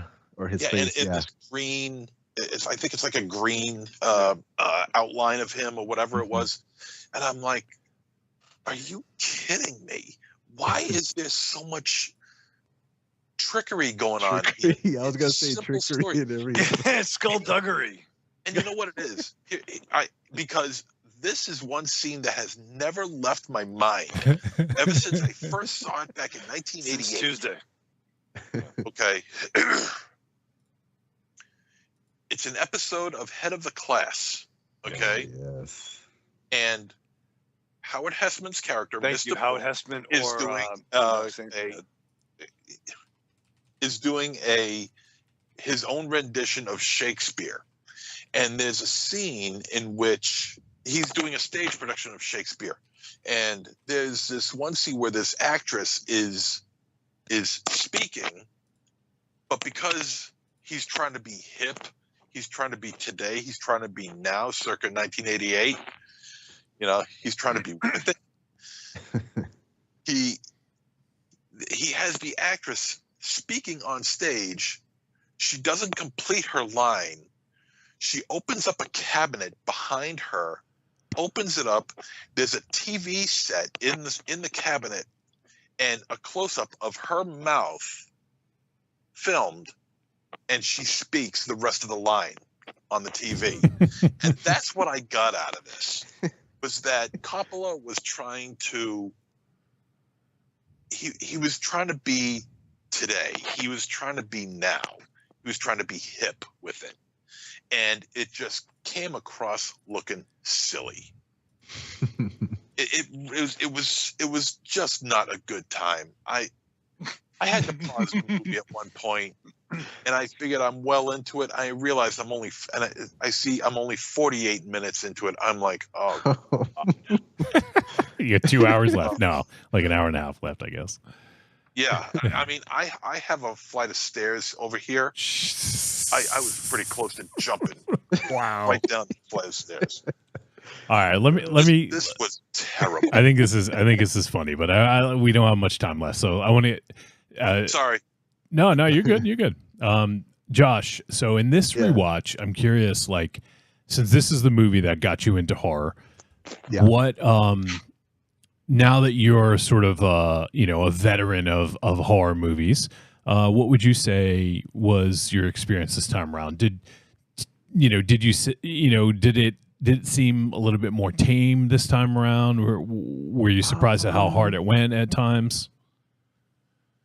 I was surprised at some scenes at how hard it went, because there's a shot of a nipple squirting blood. Yeah. I haven't Yes, there is. Yep. I haven't seen that in many movies lately that I can remember. What else? They feed a baby to the brides, the Dracula. Oh yeah. Like a baby, it almost looked like newborn. Yeah. It was really small, and it was I'm assuming it was a real baby. I don't know how they do this. They suffer for their art. How do they do this in movies where they get a newborn? Like, do they have a SAG card as well? I don't know. It's weird. That's newborn, funny, Joshua. I can do it. No.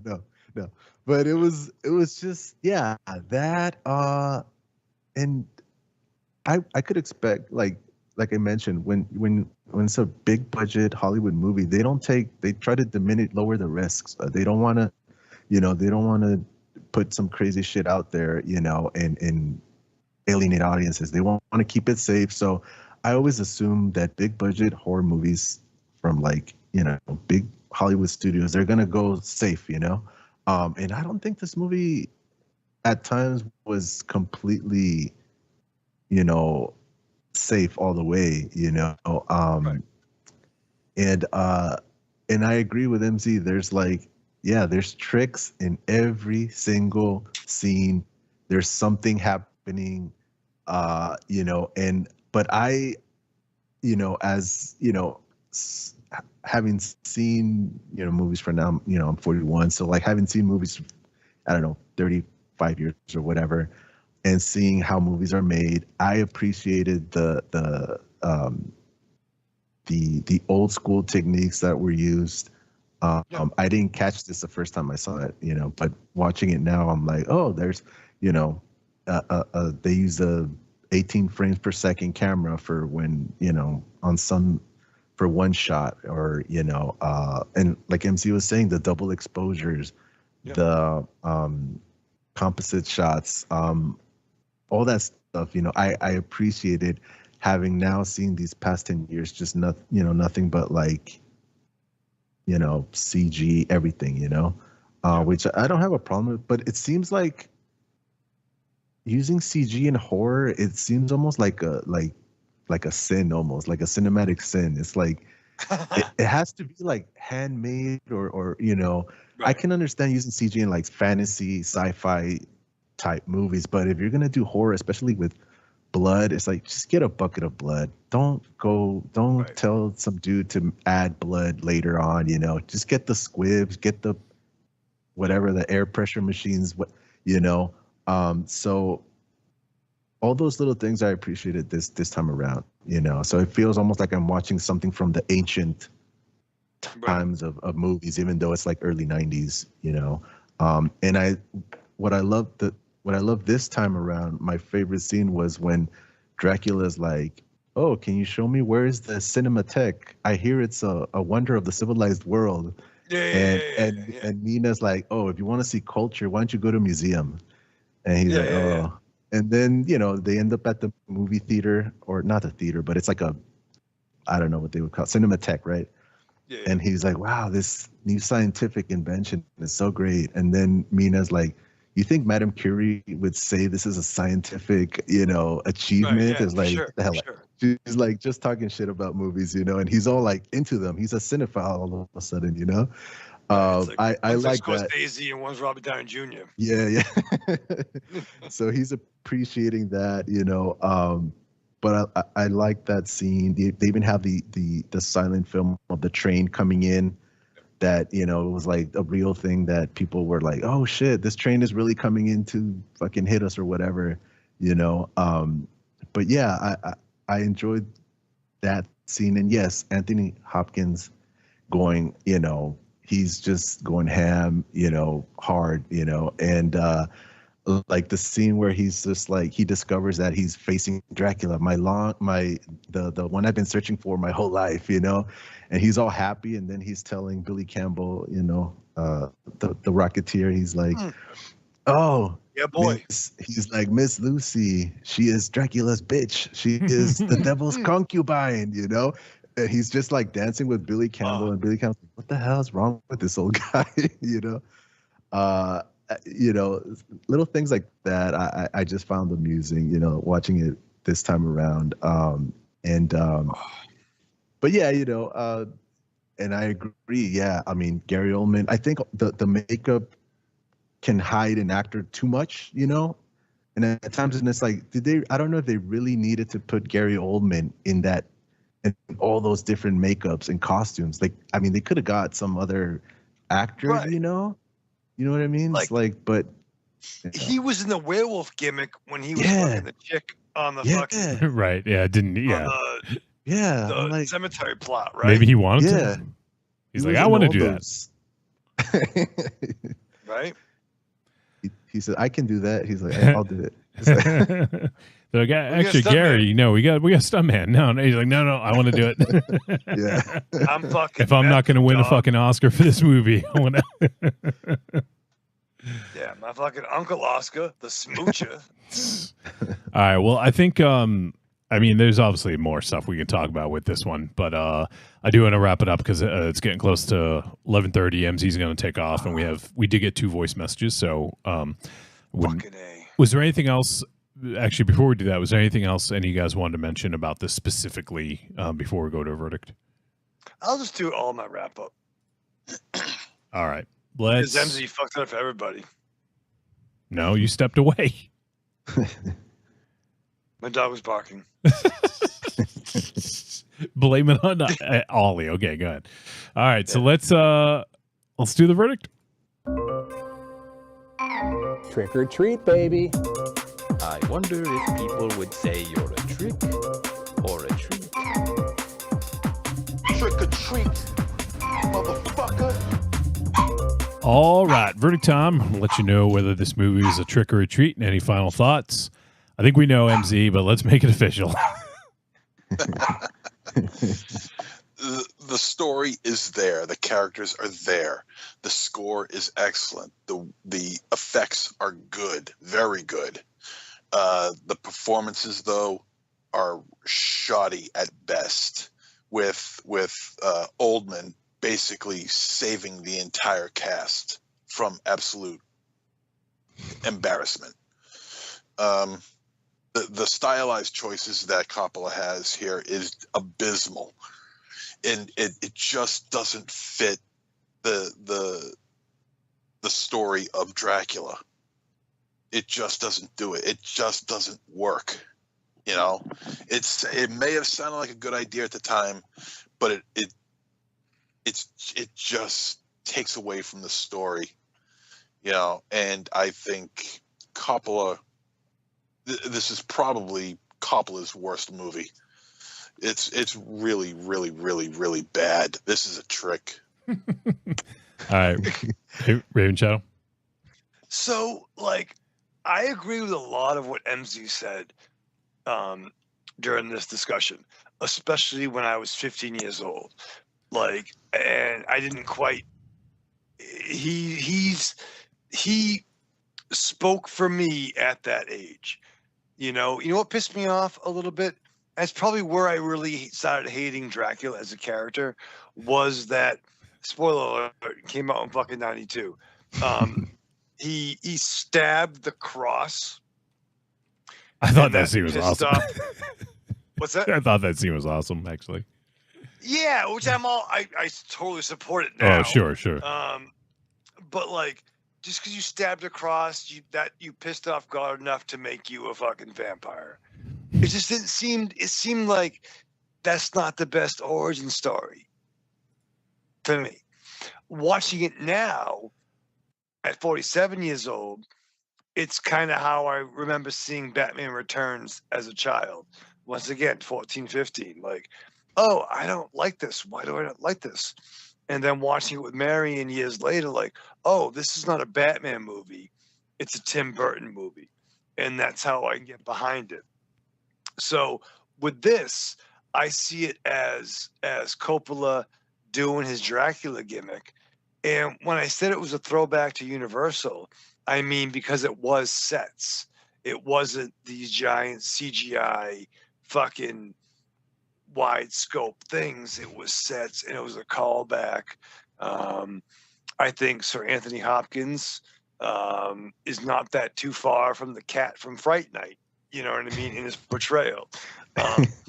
So I can appreciate this now with a different lens. And it was a trick when I was 15, but at 47, it's a treat. Yeah. All right. Josh, let's make it official for the verdict. Yeah, I'm gonna go treat for sentimental reasons, as I explained before, and also now I think if you want a little like condensed sort of, or like a brief sort of history on like old-timey movie tricks and special effects, you could pretty much see everything in this movie, because every scene has something going on that you can probably, oh, this is what they did, this type of effect or that type of effect, and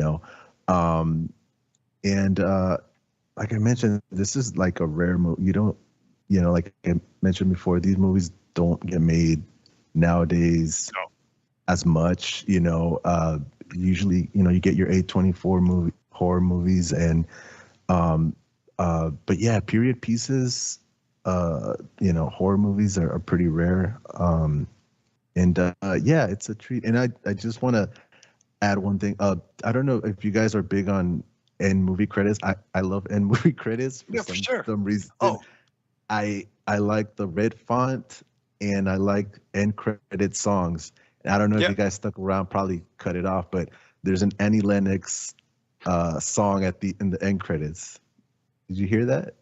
I did. Okay. I love you, Joshua. Well, little things like that I like in movies, and the song is called "A Love Song for Dracula."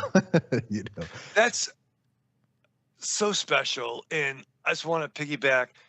I feel that Dino De Laurentiis had some tricks in this, or other way around, but like there was some Flash Gordon tributes to a Dracula lens. Right. Yeah, and I think it will ultimately, like, the movie, like I mentioned before, it's just time and place for me, and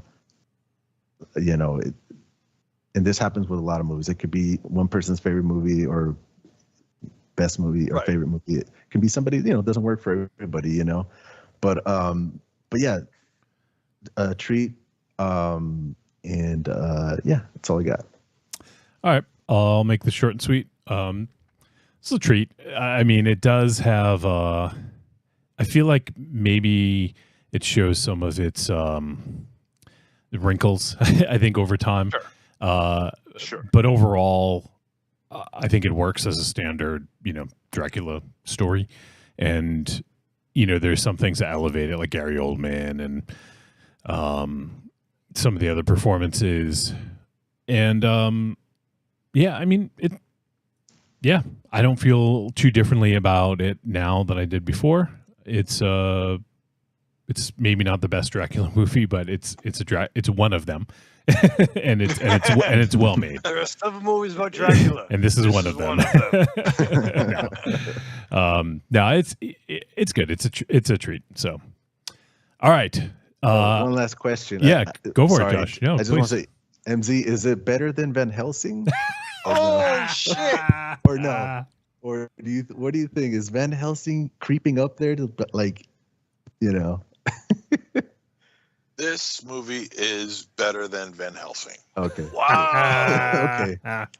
Close, but okay, cool. Again, I'll give credit to Oldman, the score, and the prosthetic effects.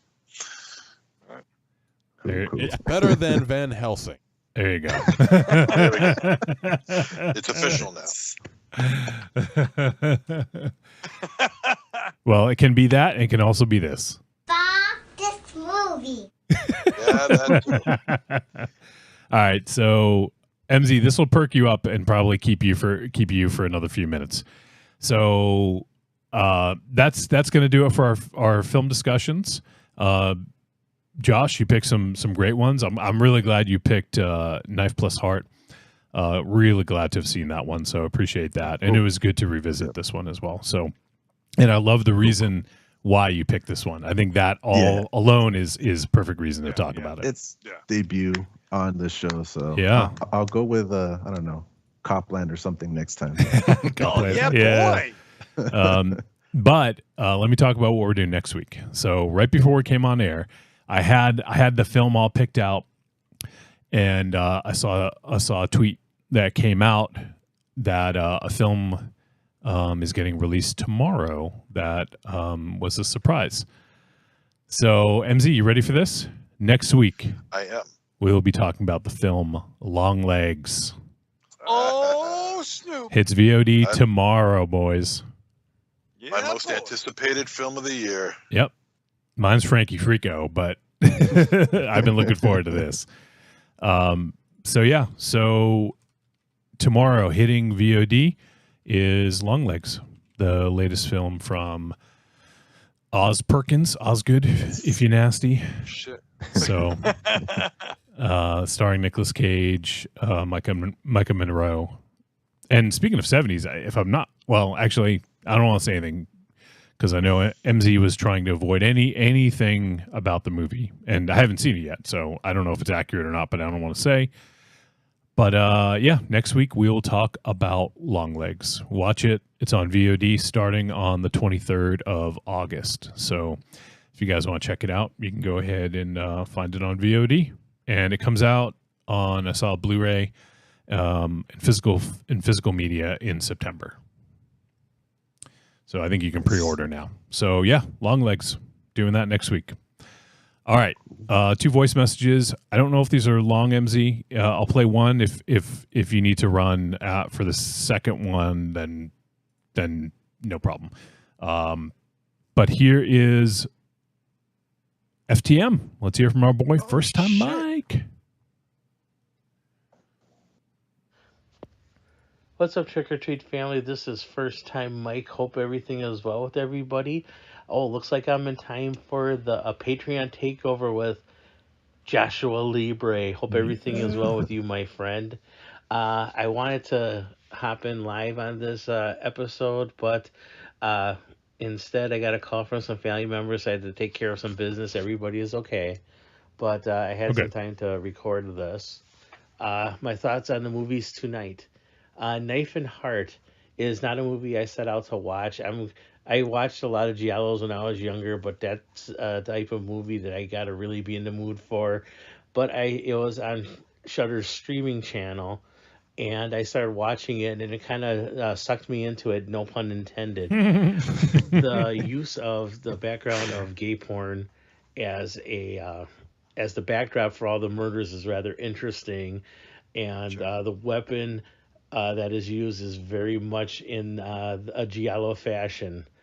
For a lot of the people that watch a lot of giallos, for me, this movie has Argento visuals. It reminds me very much of Michele Soave's Stage Fright, which is a movie I adore, but with more of a Umberto Lenzi giallo grittiness to it.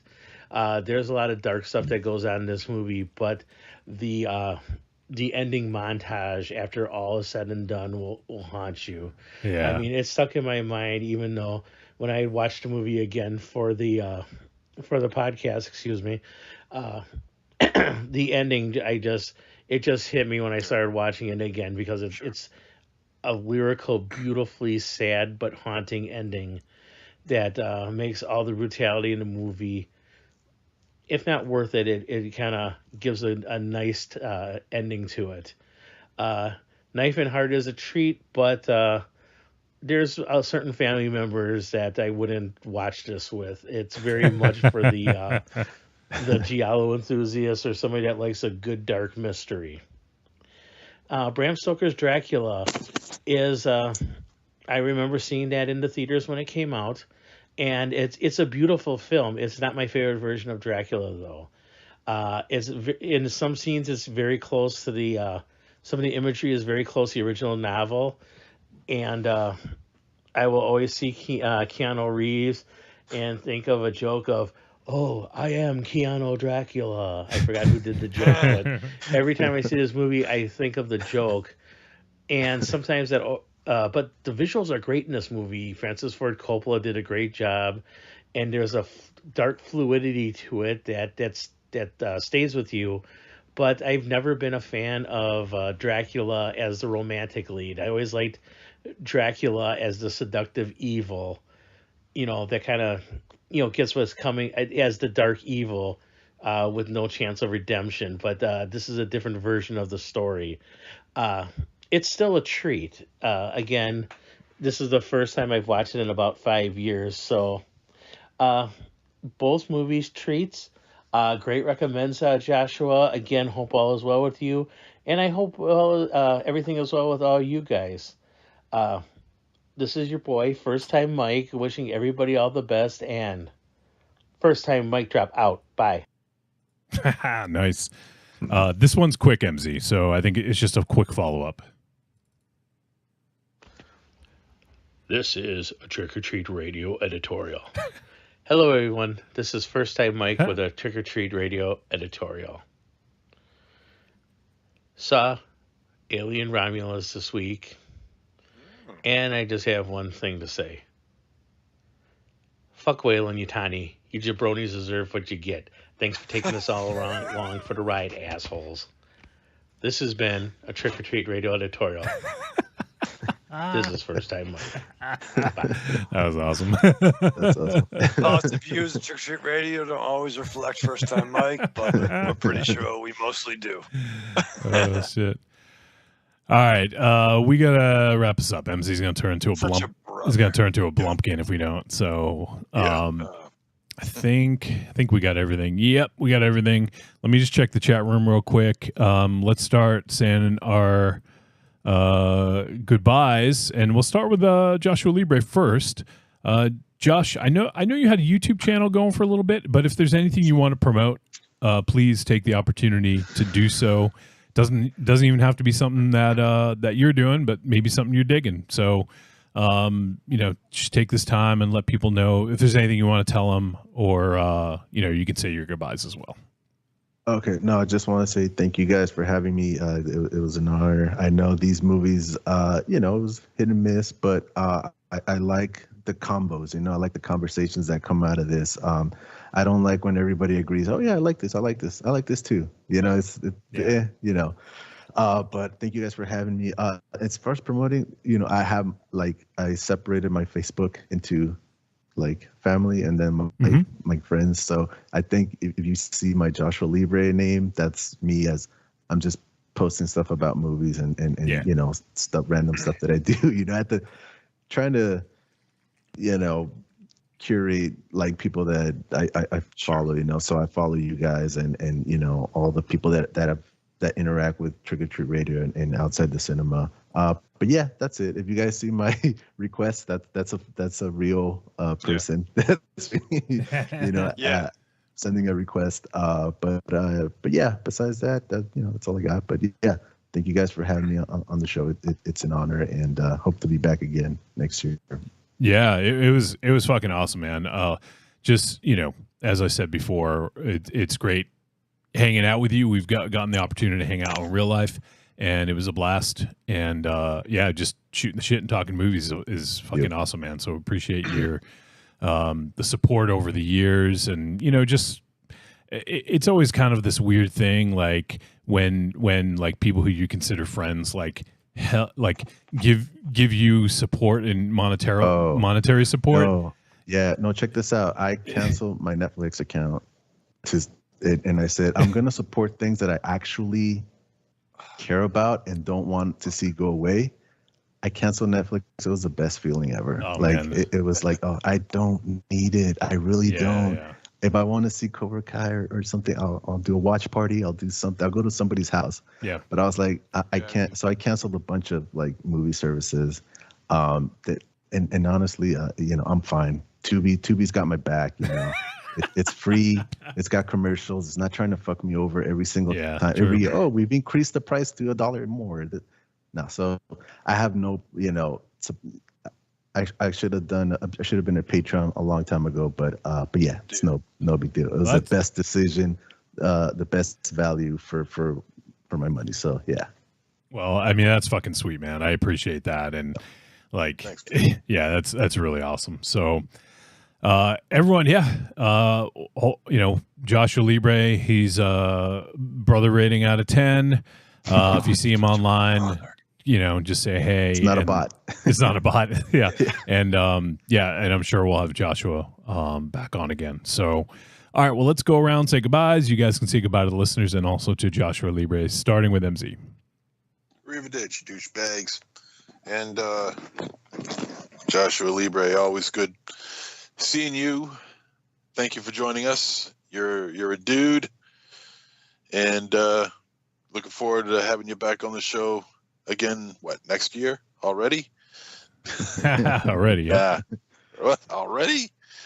Yeah, thanks a lot, man. Oh, thank you, man. All right, Raven Shadow. Dude. Brother. Brothering at 10. Thank you for letting me kidnap you and have beers in real life, like fucking grown-ups. But you're down, man. And thank you so much for your support and being a friend and being a brother. And I think we should direct message each other. For sure. Guys, because they don't fucking understand. Just look for Joshua Libre, man. Just look for him. Send him a message. It's cool. I will. I get anxiety, Wolfie. But he's your bud. You went to Moyniers with him. He's your bud. Yeah. You don't need anxiety. All right. Wrap it up. MZ's going to turn to a Blumpkin. Live fast, love hard, and give Joshua Libre big ups. That's what I say. All right. Well, that is going to do it for Trick or Treat Radio for episode 630. We appreciate you guys tuning in. But even more so, we appreciate Joshua Libre, his support, his friendship, and just hanging out with us and choosing some cool movies. I'm so glad we got a chance to see Knife+Heart. It was really good. So next week, we'll be talking about Long Legs. So yeah, looking forward to that one. It's one of our most anticipated of the year. So if you guys check it out, come let us know what you think. Podcast at trickortreatradio.com. Leave a voice message. And that's going to do it. We'll see you guys next week. See ya. Thanks, Josh. All right. Thank you, guys.